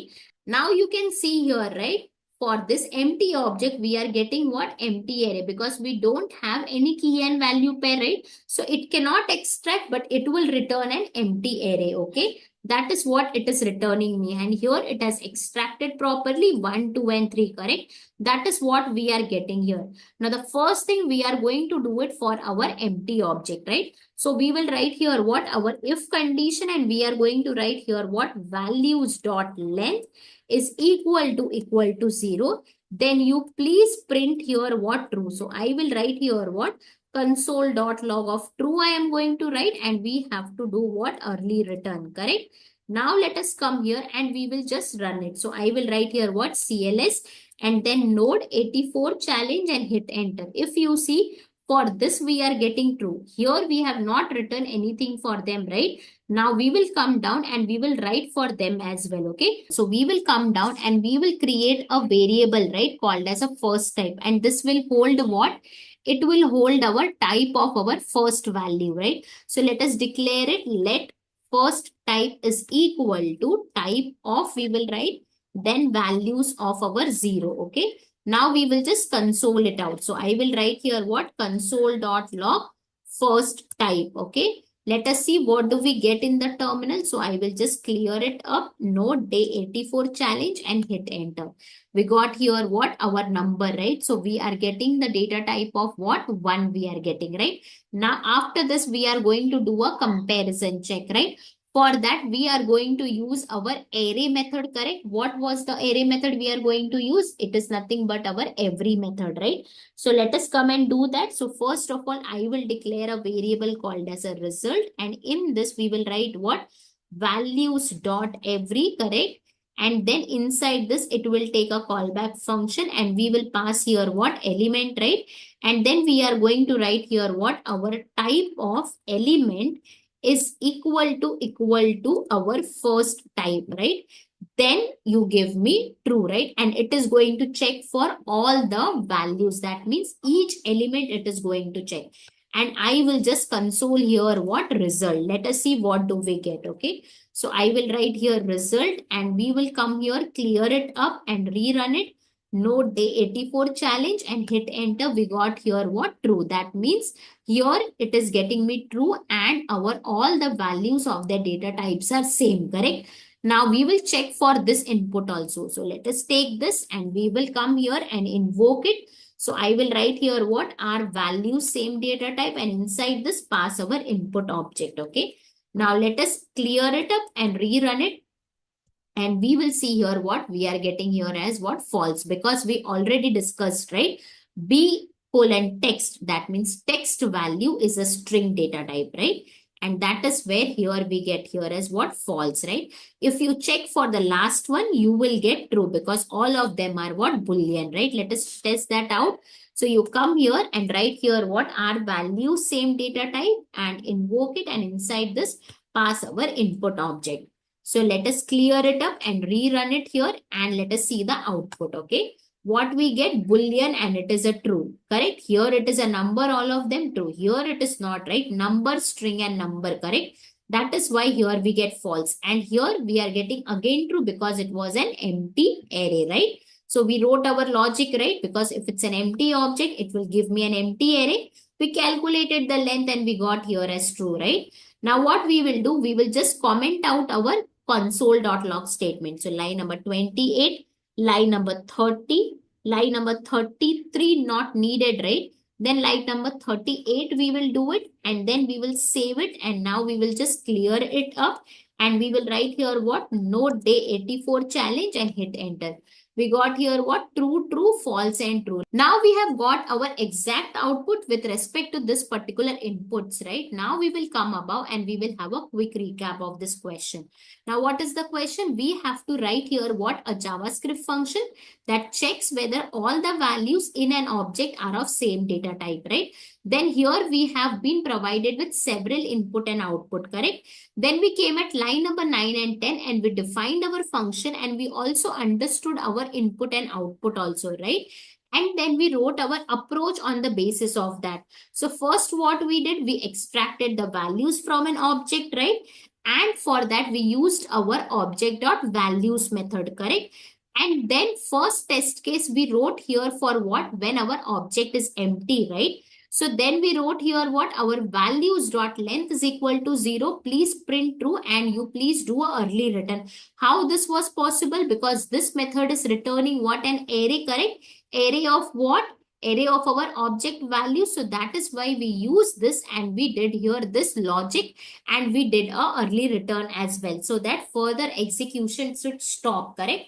After that, what we did it for the remaining input objects, right? So we came here and we declared a variable, right, called as a first type, and there we stored the type of our first value using our type of, right? And after that, we used this for a comparison purpose. Then we used our array method, that is nothing but a every method, right?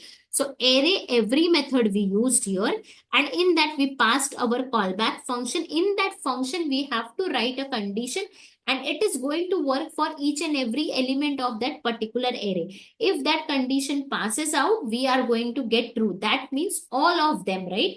And otherwise it will give me false. So depending upon the scenario, it will give me true and false, right? And finally, we will print that particular result, correct?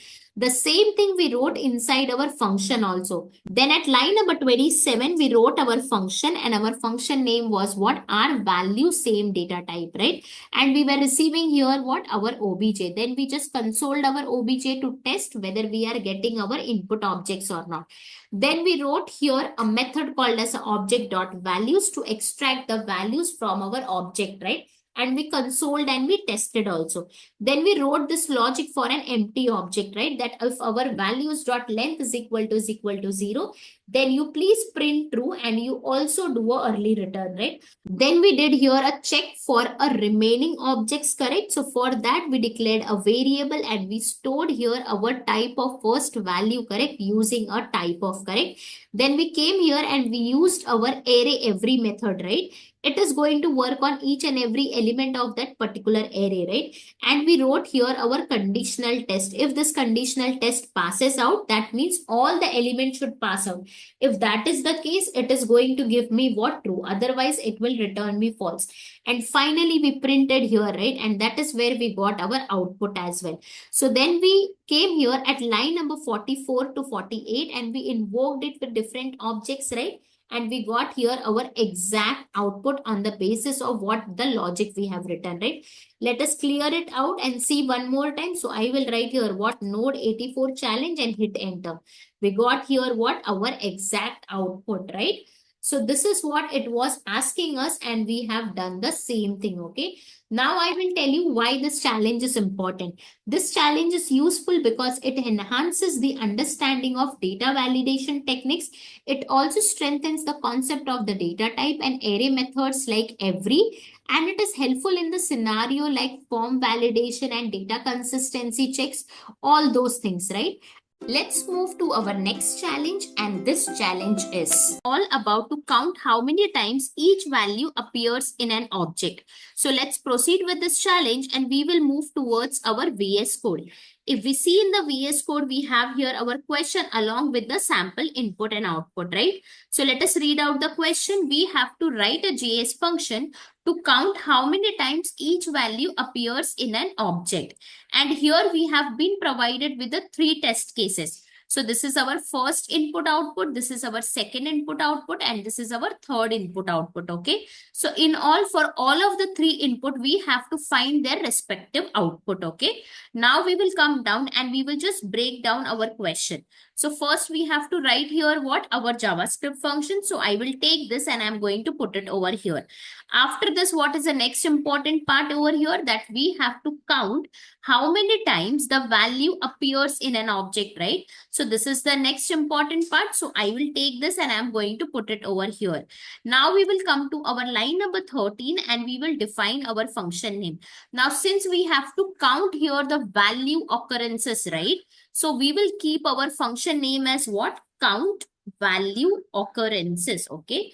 That is what we are going to keep it, and this we will be using it when we are going to write our function, okay? Now we will come to this input and output and we will understand for each of them how we are reaching to the respective output, okay? Now let us consider this input first, okay? So this is our object, correct? So we have here what? A:1, B:2, C:1, D:3 and E:2. So first of all, we have to get the values, right? So what are the values? 1, 2, 1, 3 and 2, right? Now, if you see here in the output, each one of them, they have found out that how many times it has been repeated, we can say, or how many times it has been occurred. So if you see for a 1, it is been there 2 times, right? So that is why you get here what? 1:2. Where it is here A:1 and it is at C:1. That is why for 1, it has been occurred 2 times. That is what it is written here. Now, let us go to the next output. It is 2, right? 2:2. So you can see here there is B:2 and there is E:2. That is why 2 value is also occurred 2 times. And that is where we get here what? 2:2.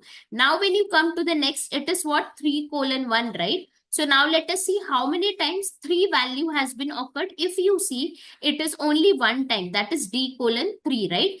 That is where you get here what? 3:1. So that is how we are reaching to this particular output from the given object, okay? Now let us come down to the next input output. If you see here, what are the values here? Apple, banana, apple and grape. So how many times apple has been occurred? 2 times, right? That is why you get here apple:2. Now what about banana? Only 1. That is why banana:1. What about grape? Here it is also been occurred only once, right? That is why grape:1. So for this input, we are reaching to this particular output, right? By checking how many times it has been occurred. Now, when you come here to the last one, what we have in the values? We have the Boolean values, right? So Boolean values are also counted here. So how many times true has been occurred? 3 times, right? It is here and then it is here and then it is here. So A:true, C:true and D:true, right? That is where we get here what? True:3. What about false? Only occurred 1 time. That is where it is B:false. That is where we get here what? False:1. So that is how we are getting this particular output, okay? So if you see here in the output for all of them, if you consider what is there in the left hand side, it is the value, right? And what is the right hand side? It is nothing but how many times it has been occurred. If you see for this output also, it is the same. Even for this also, it is the same.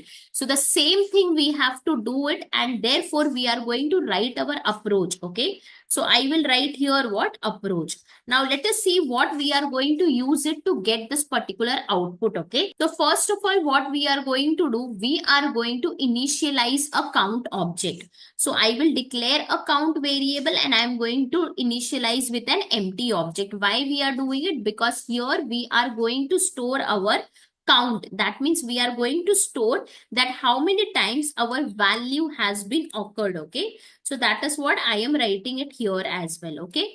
After that, what we are going to do, we will be using our for-of loop, okay? So I'm going to write here what? For-of loop. Now inside our for-of loop, we will be using our object.values, okay? Why object.values? Now I hope you all know, right? Because we have seen in our previous videos that what does object.values does? It is going to return nothing but the array of our values, right? So that is what it is going to give. So since it is going to return us the array of the values, so suppose if I consider this as our first input object, okay? So I am taking this and I am going to put it over here. Obj is equal to this, okay? So this is our first input object. So how we are going to write? We will be writing what? Object dot values, and in the parenthesis we will pass our obj. So what it is going to return? It is going to return me an array of the value. So what I will have 1 comma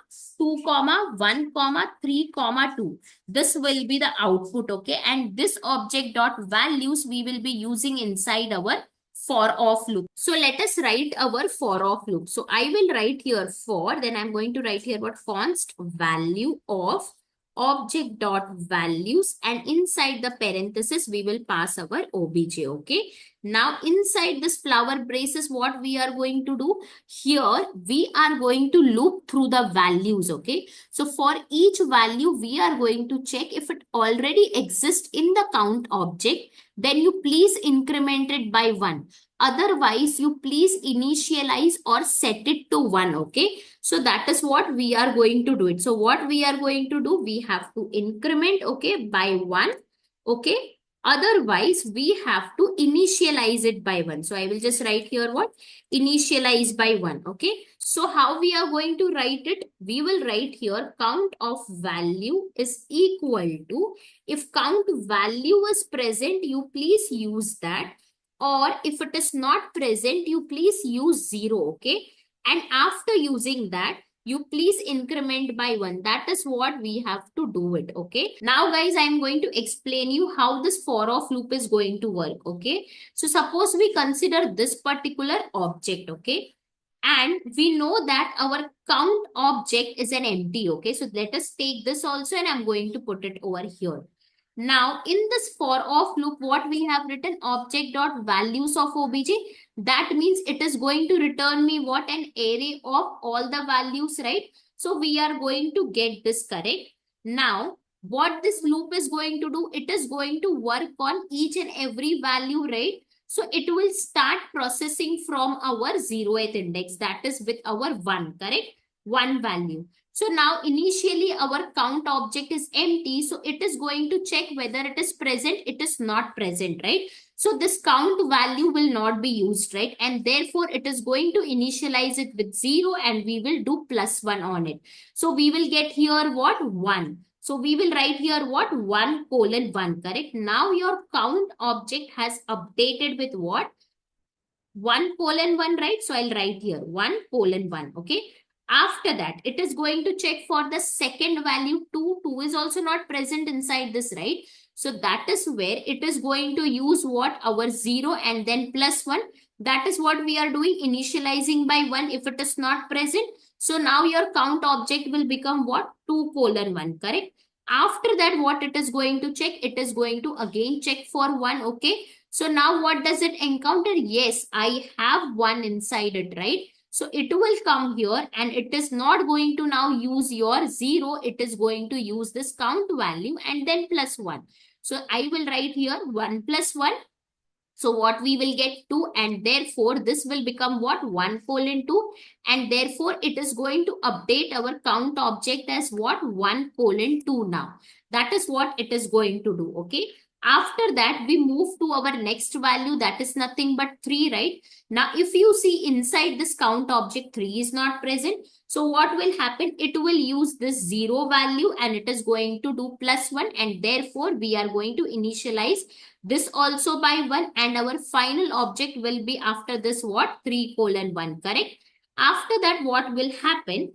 It will again iterate. Now it will see there is a last value, that is nothing but 2. So it is going to check again, and it checks, it finds out, right? So then it is not going to use 0. It is going to use count of value, right? So then we will get here what? 1 + 1, right? That is where you will write here what? 1 + 1, and you will get here what? 2, correct? That is where our count object gets updated as what? 2:2, right?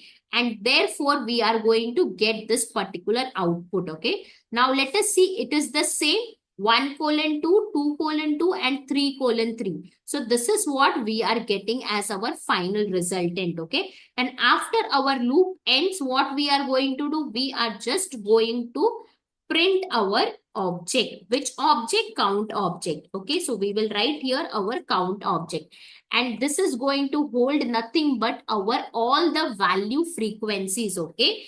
Now, this was our complete approach, and the same thing we are going to implement now inside our function, okay?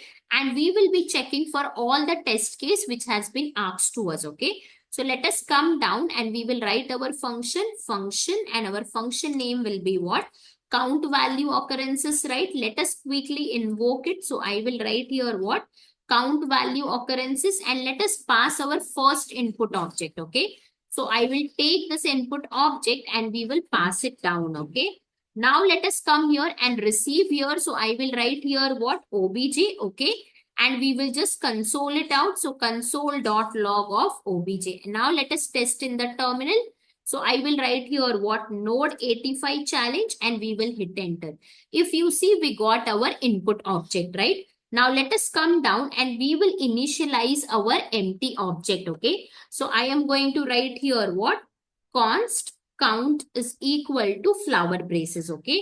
After that, we are going to write our for of loop. So let us write our for of loop now.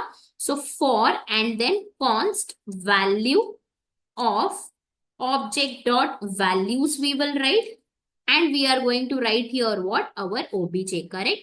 Then inside this flower braces, I will just show you now the values, okay? So console.log value. Let us come here and let us run it one more time. Node 85 challenge and hit enter. Now, if you see in the output, what we are getting our each value, but it is printed one after the another. If you see in the output, what we are getting our each value, but it has been printed one after the another, right? Why? Because we are printing this inside our loop. That's the reason. If you want to see that whether it is coming in an array or not, let us just come here and we will just console it out. So I will write here what? Console.log of object.values, okay? And inside that, we are going to pass our obj. So let us pass it. And now let us just test it one more time. So node 85 challenge and hit enter. So what we get? See, in an array, we are getting all the values of our object, right? So that is what we are going to get it. So now we will come here and we will write a logic to check if it already exists in the count object. You please increment the count. Otherwise, you please set it to 1, okay? That is what we are going to do. So let us write here what? Count of value is equal to count value. If it is there, you please use this. Otherwise, you use our 0, okay? And then you please increment by 1, or it is going to set it by 1, correct? That is what is our logic for this. And after our loop ends, we are just going to print our count, okay? So I will just print here what? Count object. Now let us come here and we will just clear the terminal and we will run it. So I will write here what? Node 85 challenge and hit enter. If you see, we got our output. Let us see it is the same output or not. If you see 1 colon 2, 2 colon 2 and 3 colon 1. So we are getting our output, right?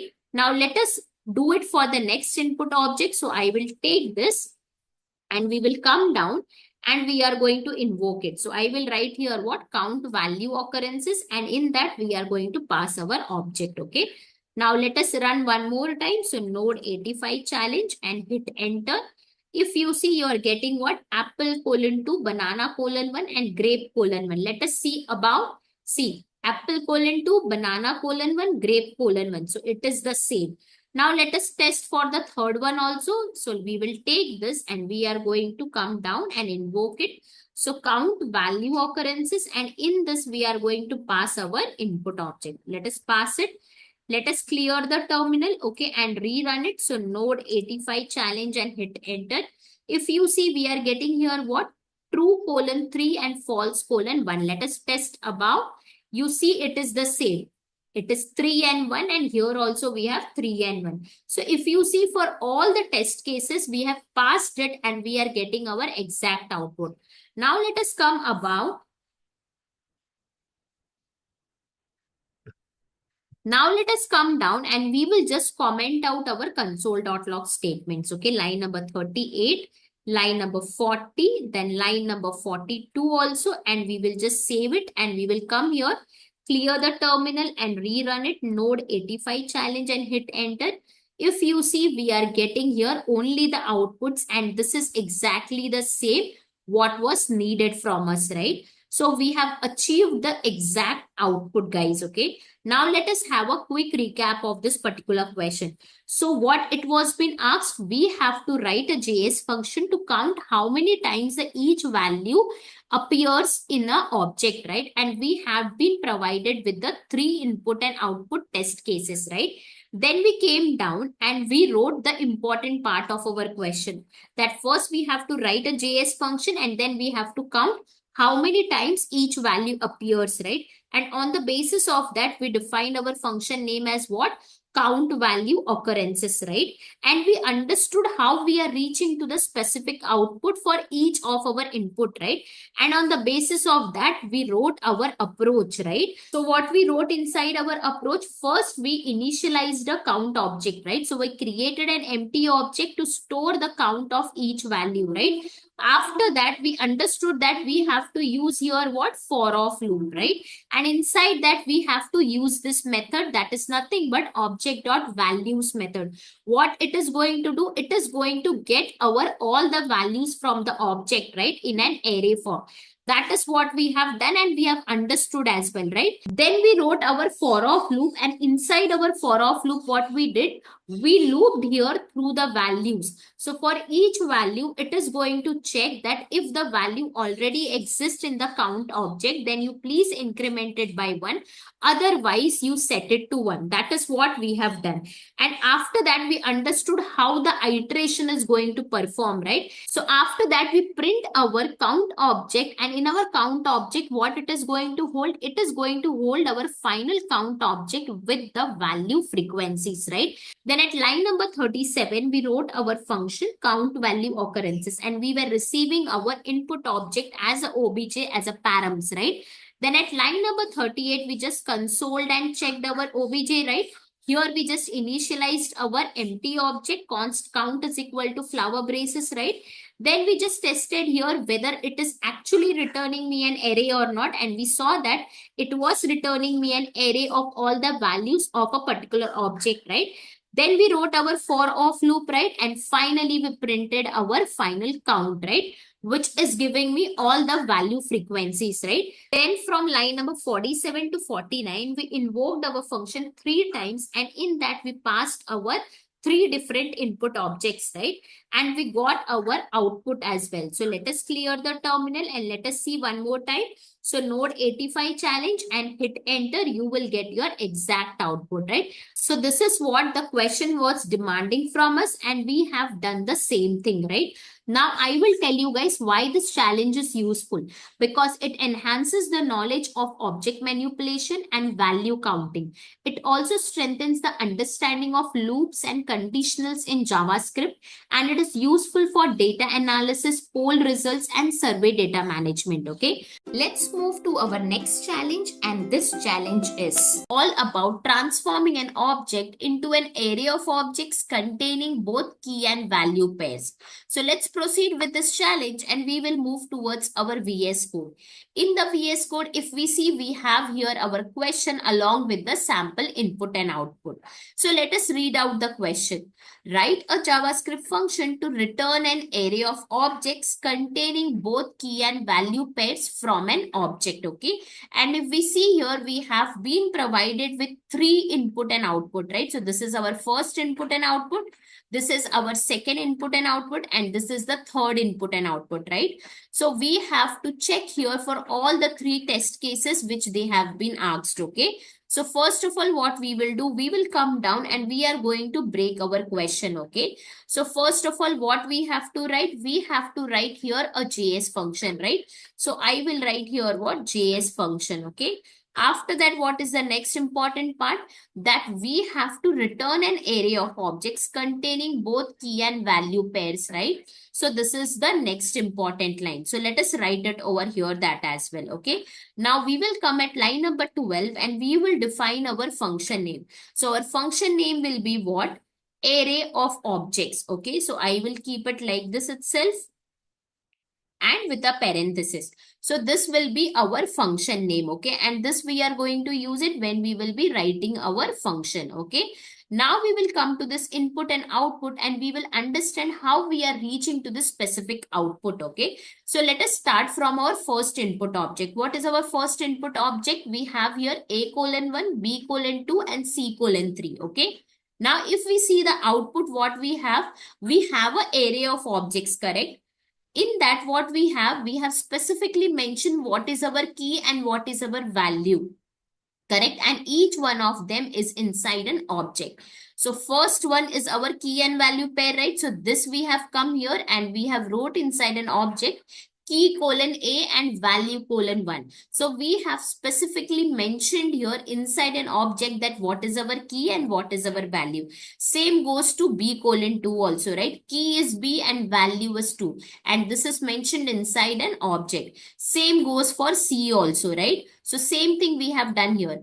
For this input object, it is also the same. Here what we have name:John, right? So what is our key? Key is our name, value is John. So we have created here array of objects and inside that we have created one object where we are putting our first key and value pair, right? So our key:name, value:John. For the second one also it is the same, right? We have age and 30. What is our age? Key, right? What is our 30? Value. So we have written here what? Key:age, value:30.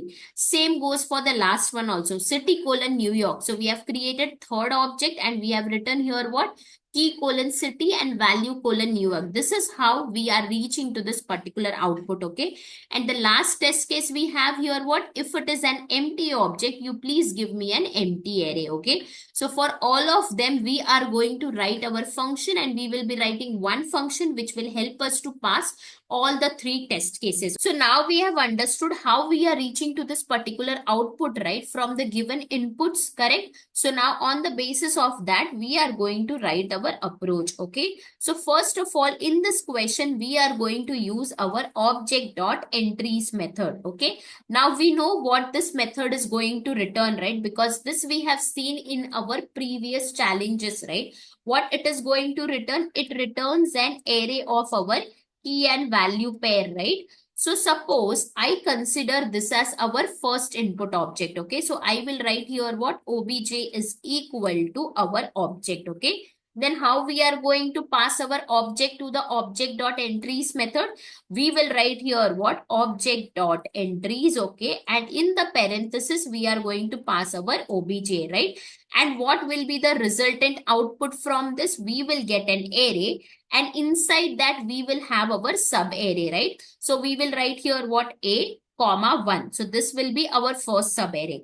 After that, what we are going to get? Another sub array. So we will get here what? B, comma 2, right? And then we are going to get our last sub array. That is nothing but C, comma 3, okay? So this is our final resultant we are going to get after we use our object.entries method, okay?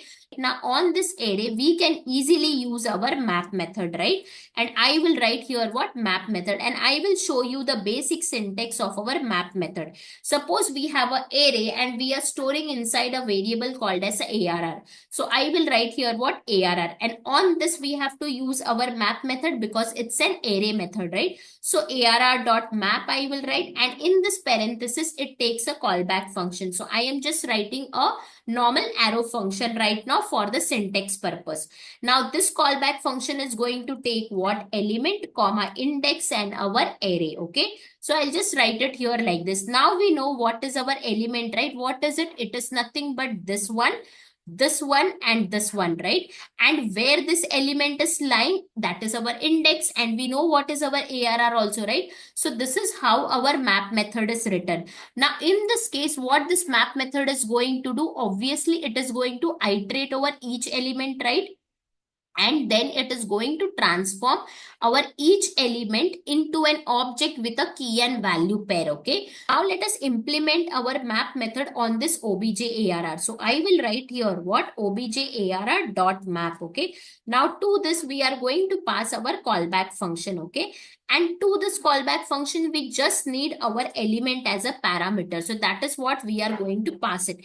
And in the right side now we have to pass here our object. So how we are going to write it? Inside this round parenthesis, I will just write here what key colon, and what will be the value to the key? We will write here what element of 0. I'll explain you why element of 0. What is our element now? This is our element, right? And where is our key inside it, right? So it is lying at 0th index. So element of 0, right? And I will come here and now I'm going to put here what value colon. Okay. And to this what we are going to write element of 1. Why element of 1? Because it is just next to our A, right? That means 1 is lying at what index? 1 index, right? So that is why we have written element of 0 and element of 1. And we are going to store this entire thing inside a variable called as a result.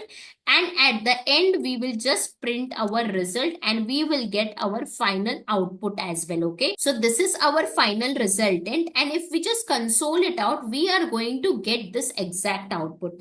Now we can do the same thing in one more way. Okay. So what will be that way? In that way, we will be using our destructuring concept. Okay. And we will be also using our object shorthand property. Okay. Now in this, how we are going to use our destructuring concept? Now here it's an array. We have seen for the objects, right, in our previous challenges. Now let us see for an array. So we will write here what our square bracket, inside that I am going to write our key and value, because we are solving this particular question and we see we need our key and value itself, right? So that is why I am writing here key comma value, and to the right hand side we have to pass our array. So this will be our first element. So we are going to pass it like this. And then it will take what? A as our key and value as our 1. So that is why we will be using our destructuring concept. So destructuring an array we have to do here. Okay.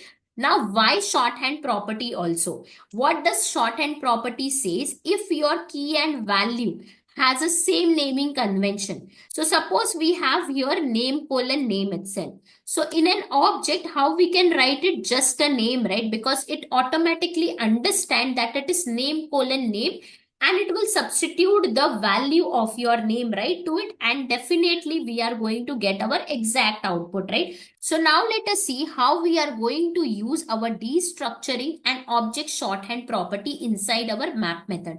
And I will show you one by one. Okay. So first of all, we will take our obj array, and on that we are going to write our map method. So it will take a callback function, and here in this parenthesis, we are going to destructure our element. Okay. So I will write here what? Key comma value. Okay. Then we will come here and round parenthesis flower braces, and then we are going to write here what?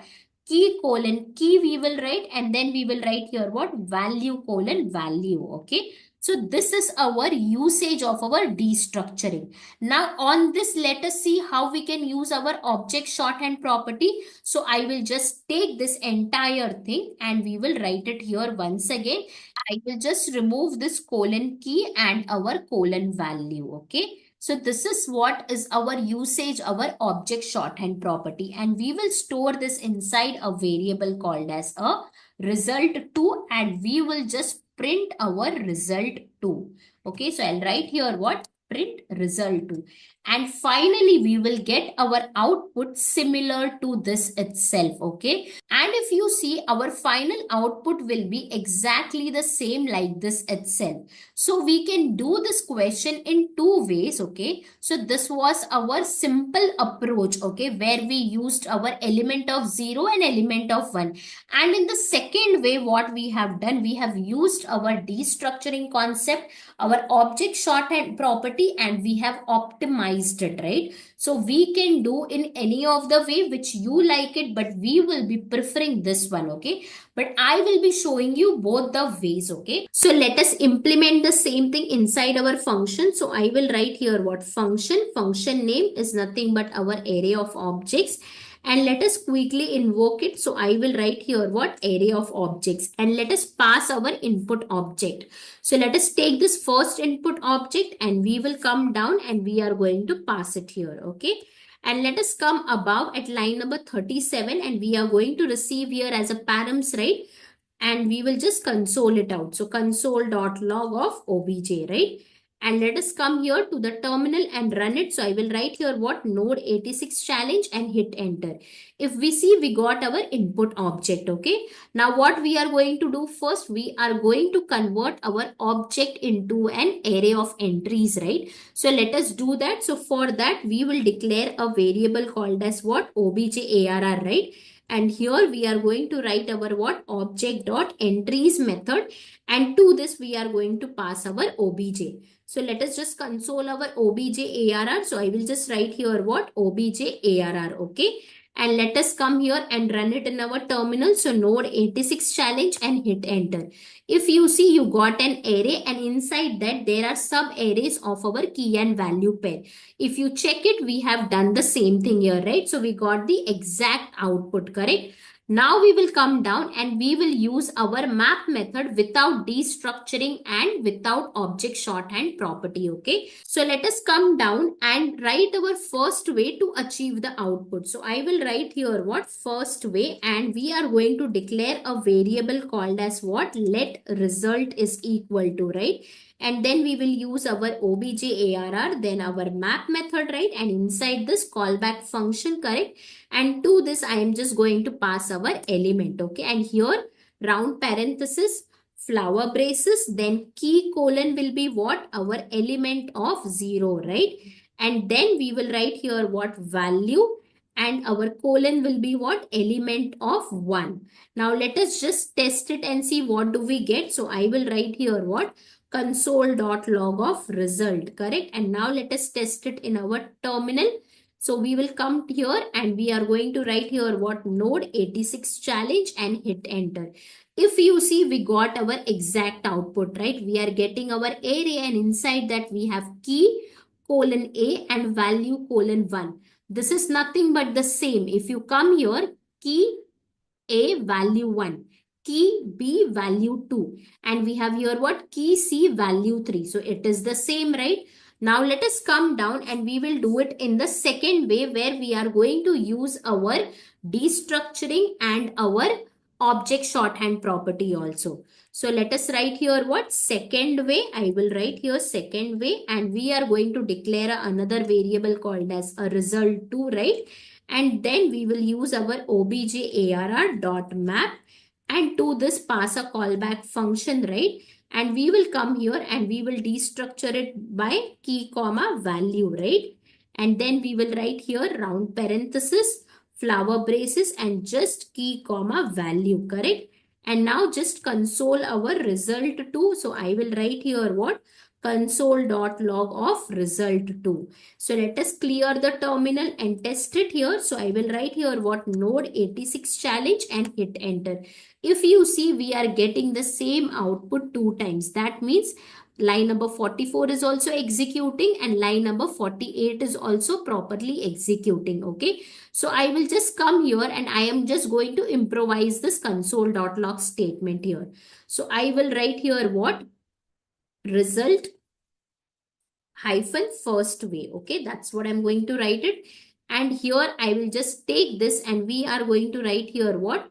Result hyphen second way, okay? That's what. And now we will just save it and we will rerun it here. So let us write here what? Node 86 challenge and hit enter. If you see, you get here result in your first way and you got your result in your second way. And it is exactly the same, guys, right? Now we will just comment this out, line number 38 and line number 40 also. And let us rerun it one more time. So I will write here what node 86 challenge and hit enter. If you see, we are getting the exact output, right? Now let us come here and invoke it one more time, and we are going to pass our other input object. So let us come here and we will take the second input object, that is nothing but name John, age 30 and C New York. So let us come here and pass it here, and we will just put it over here, and we will clear it up, and we are going to write here what node 86 challenge and hit enter. If you see, you got your exact output here as well. Now let us invoke it one more time for the third input object. That was just an empty object, and we were getting an empty array as an output. Let us see what do we get here. So I'll just clear it up, and I will write here what node 86 challenge and hit enter. If you see, we got our empty array also, right? So if you see, we have got the exact output for all the input objects and in both the ways. So this is what it was expected from us, and we have done the same. So now let us have a quick recap of this question. So we will come above and read out our question. So we have to write a JS function to return an array of objects containing both key and value pairs from an object. And here we have been provided with 3 test cases, right? Then we came at line number 12 and 13, and we understood that these are the important part of the questions, and we have noted here, right? And we also defined our function name as what? Array of objects. Then we understood how we are reaching to this particular output with respect to each input, right? Then on the basis of that, we wrote our approach, right? So in that, we used our object.entries method. Our object.entries method returns an array of key and value pairs, right? Then we used our map method, and we wrote the basic syntax of it, right? Then we wrote our first way in just a similar way of our syntax itself, right? Then we came down and we just optimized the way by using our destructuring and object shorthand property inside that, and we wrote our same thing by using our destructuring and our object shorthand property, and we got the same output, right? Then we came at line number 37, and we wrote our function and our function name, and we received here our obj as a params, right? Then we just consoled our obj to test it in our terminal, and after that we wrote here what? Our object.entries method to get an array of our key and value pairs. Then we wrote our map method in both the ways, right? And we got our exact output, right? Then we came at line number 50, 51 and 52, and we invoked here with 3 input objects, right? And we were getting the exact output in the terminal. So let us clear it up, and I will write here what? Node 86 challenge and hit enter. And if we see, we are getting the exact output in both the ways for all the input objects, right? So this is what it was needed, and we have done the same thing. Now I will tell you guys why this challenge is useful, because it enhances the understanding of object.entries method, map method, destructuring concept, and our object shorthand property also. It is useful for data transformation and working with complex data sets. It's a great practice for functional programming concepts, okay? Let's move to our next challenge, and this challenge is all about to create an object where keys are the numbers and values are their squares. So let's proceed with this challenge, and we will move towards our VS Code. If we see in the VS Code, we have here our question along with the sample input and output, right? So let us read out the question. We have to write a JS function to create an object with keys as values and numbers as their squares, right? And here we have been provided with the 3 test cases, right? So we are going to write a function which will pass all this test case. So now we will come down and we are going to break down our question. So first of all, what we have to write? We have to write here a JS function, right? So that I will put it over here. After that, what is the next important part over here? That we have to create an object with keys as numbers and values as their squares. So let us come here, and that also we are going to write it over here. Okay. Now we will come at line number 12, and we are going to define our function name. So our function name will be what? Create square objects. Okay. So let us write here, and we will put here our parenthesis also, right? So this will be our function name which we are going to use it. Okay. Now we will come to this input and output, and we will understand how we are reaching to the specific output with respect to each of the input. Okay. So first of all, what we will do, we will just read out this line number 13. What it is been written that we have to create an object with key as numbers and values as their squares, right? So I will just assume here that our key is 2 right now. So what will be the value? Value will be nothing but the square of our key, right? So it will be 2 times 2, right? So we will get here what? 2:4, correct? Suppose I assume our key as 5. So what will be the value for it? Square of our key, right? So I will write here what? 5 times 5. So what we will get here? 5:25, right? Now we have understood how we have to form our key and value pair, right? But at the end of the day, we have to create an object, right? So now if you observe this, our final output now, what you have, we have here 1:1 and 2:4, right? So it is starting at 1 and it is ending at 2, and values are what? Just the square of their key. Similarly, if you check this particular input, it is nothing but 4. So it is going from 1 to 4, right? And the values are what? The square of their key. So 1:1, 2:4, 3:9, and 4:16. Similarly, at the last input also, it is 6, right? So it is starting from 1 and it is ending at 6, and each value is what? The square of the key. So that is why it is 1:1, 2:4, 3:9, 4:16, 5:25, and 6:36. Okay. Now we have understood how we are reaching to this particular output, right? So now we will come down and we will write our approach on the basis of that. So let us come here and we will just write here what? Approach. Okay. First of all, we will come here and create an empty object, and we will name it as what? Result. Okay. This empty object, we are going to use it to store our key and value pair. Okay. So I'm just writing it over here. After that, what we are going to do, we are going to use our for loop, a traditional for loop. So in that, we know we need to have our start point and we need to have our end point also, right?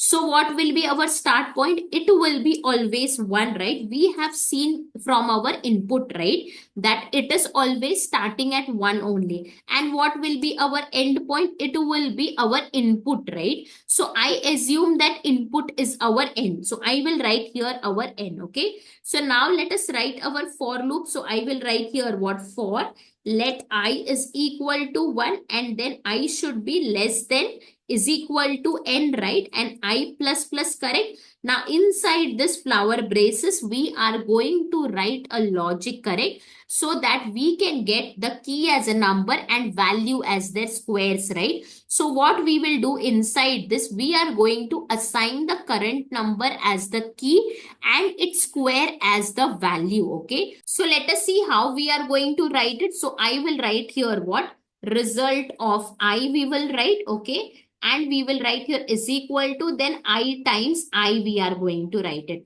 So what will happen for each number, it is going to calculate its square and assign it as a value for the corresponding key in the object, okay? So suppose if I give you an example here, our n is equal to 3. So what will happen? This loop is going to run how many times? We know 3 times, right? So we will get here what? 1:1 we will get. After that, it will have 2:4, and then we will have finally 3:9. So this will be our final resultant, okay? So in this, I plays a very major role.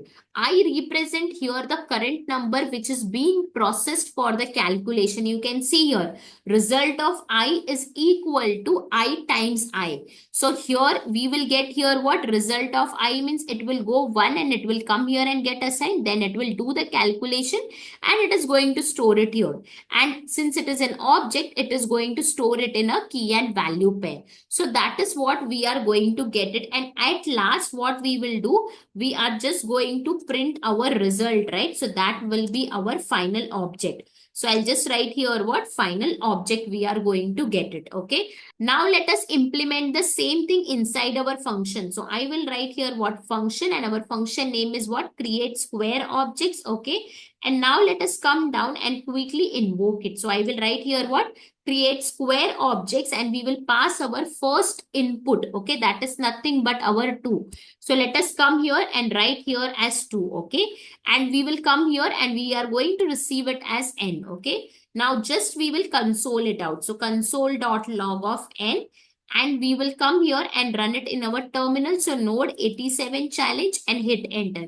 We are getting our input number, right? Now we will come here and we will declare a empty object, right? So I will write here what? Result is equal to flower braces. Okay. So here we are going to use it to store our final resultant, right? Now let us write our loop. So we are going to loop through the numbers from 1 to n, right? So I will write here what? For let I is equal to 1 and I should be less than is equal to n and I plus plus. Okay. Now I will just console our I and I will show you. So console.log of I, and let us go to the terminal and write here what? Node 87 challenge and hit enter. Now if you see here, so in the output we are getting 1 and 2. That is correct, right? Because it is going to run from 1 to n. Our n is nothing but 2. So it is running from 1 to 2, right? Now we will come here and we will just calculate the square. So I am going to write here what? I times of I, correct? So our I is what? Our key, and our I times I is what? Our value, right? So let us see we are getting it or not. So I will clear the terminal and we will write here what? Node 87 challenge and hit enter. If you see, you are getting here 1 and 1, 2 and 4. That means we are able to get the key and we are able to get our value also. Now the next thing is what? We have to assign it inside our object, right? We wanted in a key and value pair form, right? So what we will do? We will write here what? Result of I we are going to write, and is equal to, we are going to just write here what? I times of I. Okay, that is what we will write, and we will come outside our loop and we are just going to console our result.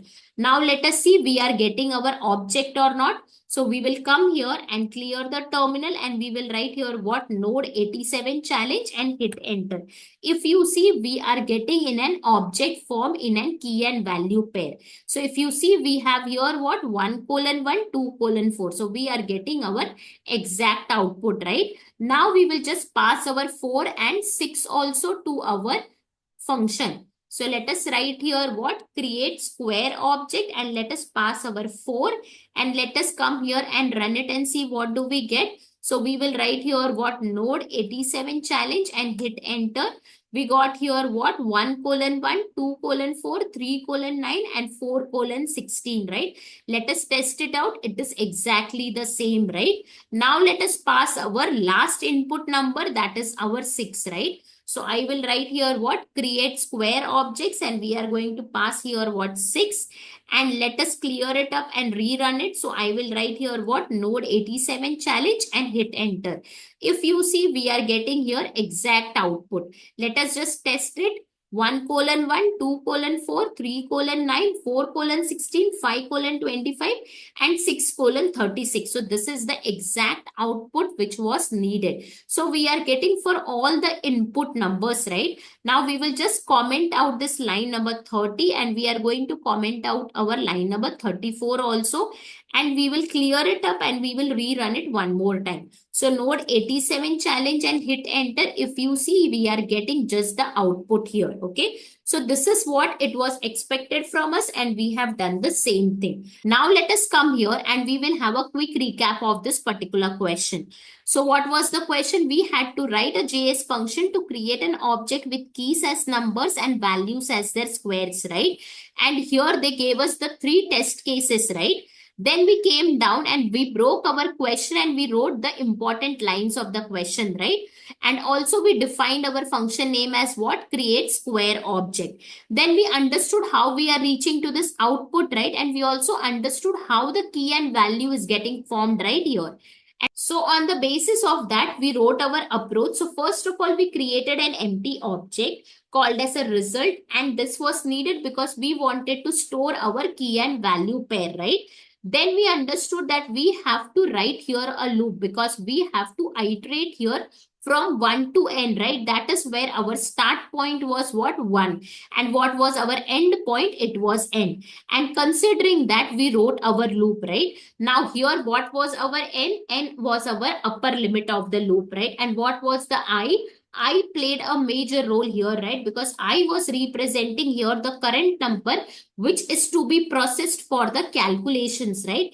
And then we came here inside the loop and we assigned the current number as the key and its square as the value, right? And for each number, we calculated its square and we assigned it as a value for the corresponding key in the object, right? And we understood if n is our 3, then what will be the resultant of this, right? And then finally, we printed our result, and that is where we got our final object, right?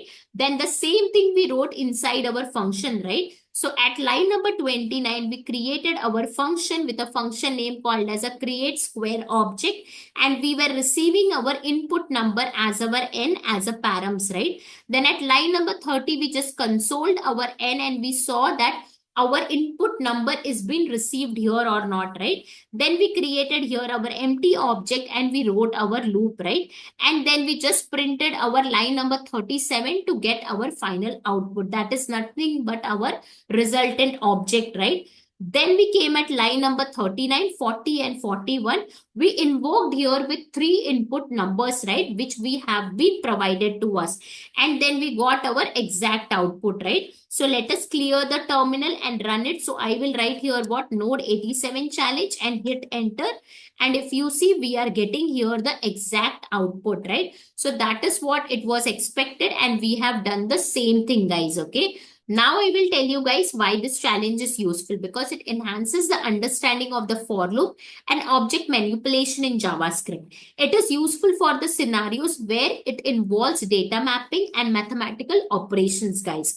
Let's move to our next challenge, and this challenge is all about to find the sum of all numeric values in an object. So let's proceed to this challenge and we will move towards our VS Code. If we see in the VS Code, we have here our question along with the sample input and output, right? So what is the question? We have to write a JavaScript function to calculate the sum of all numeric values in an object.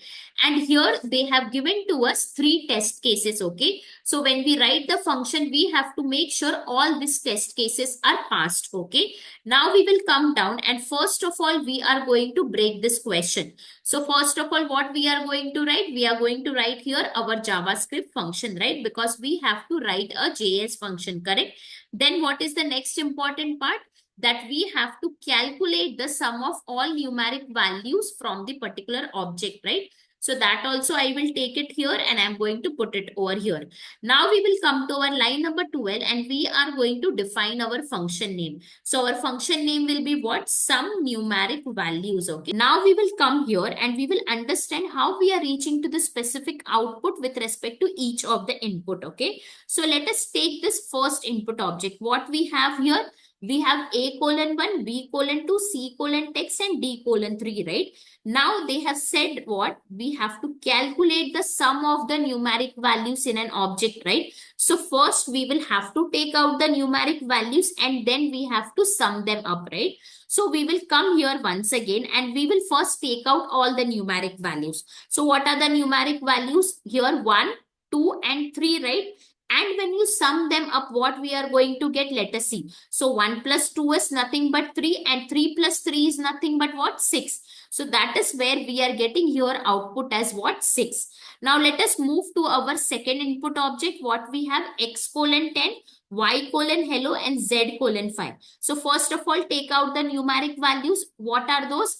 10 and 5. And when you sum them up, what we are going to get? If we sum them up, 10 plus 5, we will get here as 15. So that is what is our output. Now let us go to the third input object. What we have? M:100, N:200, O::JS and P::true, right? Now take out the numeric values. what are they? 100 and 200. Now, when you sum them up, 100 plus 200, what we are going to get? 300, right? So that is how we are reaching to this particular output. Now we have understood how we are reaching to the outputs, right? In each of the case, correct? So now we will come down, and on the basis of that, we are going to write our approach. So I will just write here what? Approach, okay? So now first of all, we are going to extract all the values, okay? So I'll just write here extracting the values of that particular object. So how can we do that? We will be using here what? Object.values method. Now this object.values method returns me what? It is going to return an array, right, of our values, correct? So I'll just write here what? It returns an array of values of that particular object, okay? So how we are going to write it then? We will write here our object.values like that, right? Now in this parenthesis, we have to pass our object. So I assume that our obj is our first input object. So I will take this and I am going to write it over here. So now how will I write it then? Our object.values we are going to write it, and in that we are going to pass our obj. So what output I will get here? I will get here 1, 2, text, and then I am going to get here what? 3. So this will be the output from our object.values method, correct? Now from this I have to just extract my numeric values, right? So I will write here what? Now extracting numeric values, okay? Now how can I do that? For that, I will be using our filter method, okay? What is a filter method? It is a array method, and it creates what? A new array of all the elements that passes a test, right? Provided by a callback function. So what is the syntax of our filter method? Suppose we have an array, okay? So I will write here what? ARR, okay? And then filter we will write, and inside this it takes what?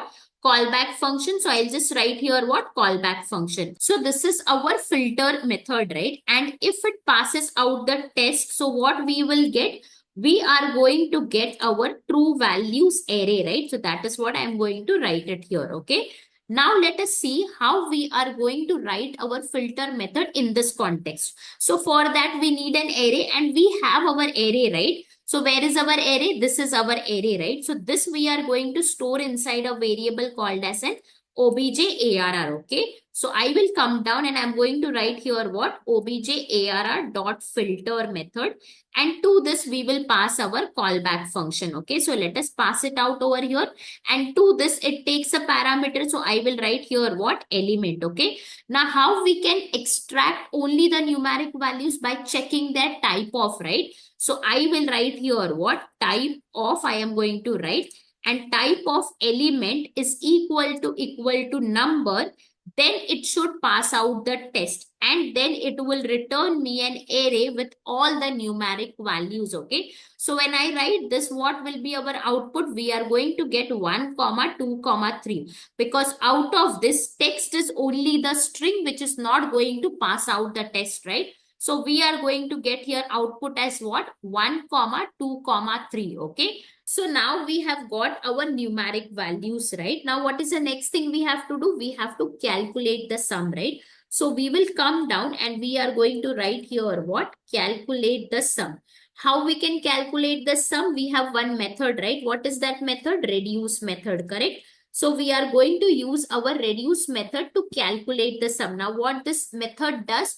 This method executes a reducer function on each and every element of an array and resulting into a single output value, okay? Now let us see our syntax of it. So how do we write? We write here what? Our array.reduce, right? And inside that it takes a callback function. So let us write our arrow function here, and it takes two parameters here, our ACC, CV, right?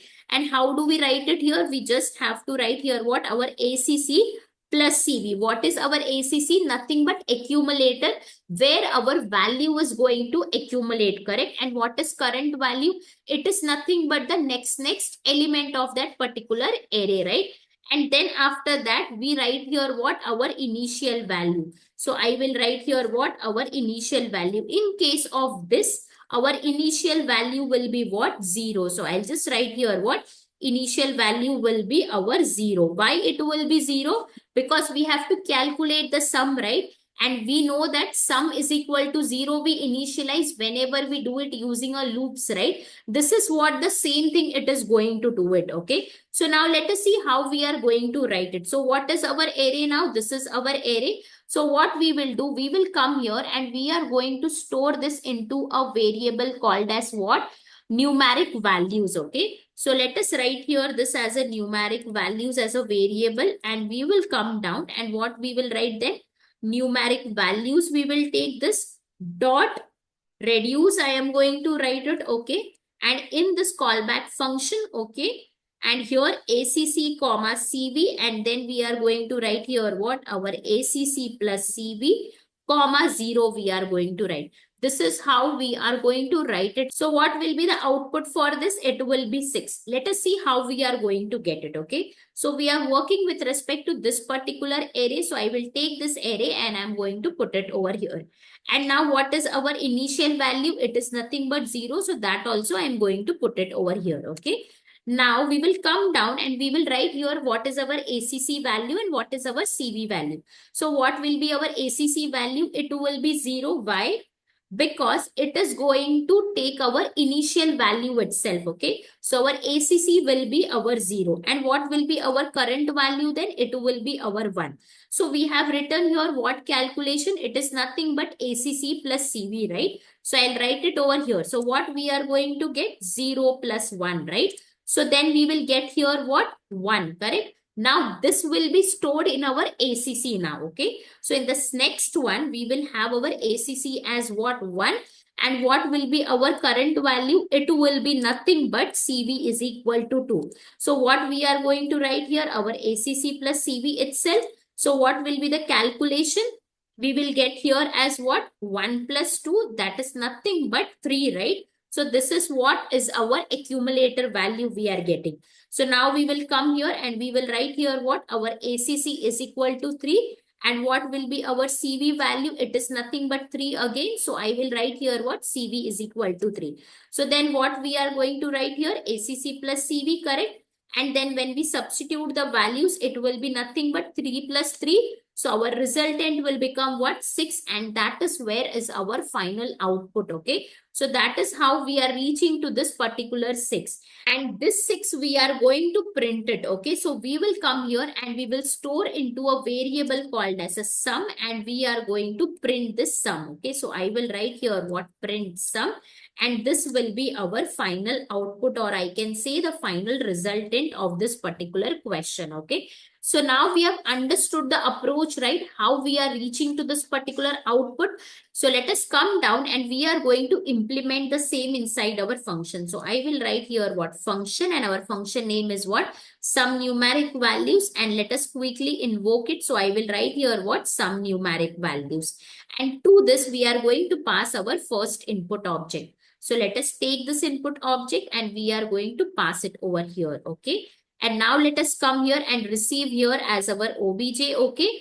And now we are just going to console it out. So I will just write here what? Console.log of obj, okay? And let us test it in the terminal. So I'll write here what? Node 88 challenge and hit enter.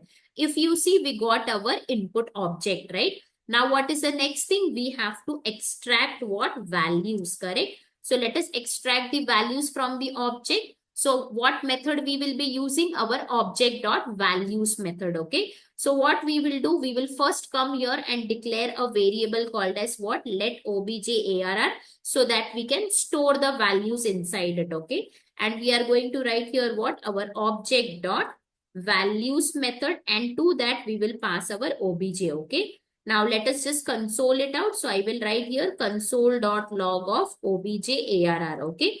Now let us test this out in the terminal. So I will write here what? Node 88 challenge and hit enter. If you see, we are getting our array which has the values of that particular object, right? After that, what we have to do? We have to extract our numeric values, right? So I'll write here what? Extract numeric values. For that, what we are going to use it? We are going to use our filter method, right? So that also let us write it down. So first of all, I will declare a variable called as what? numeric value. So I'll write here what?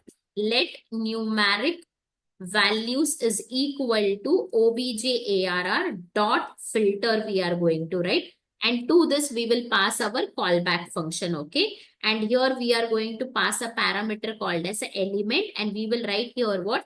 Type of element is equal to number, correct?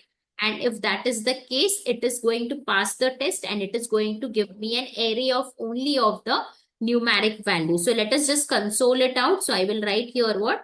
Console.log of numeric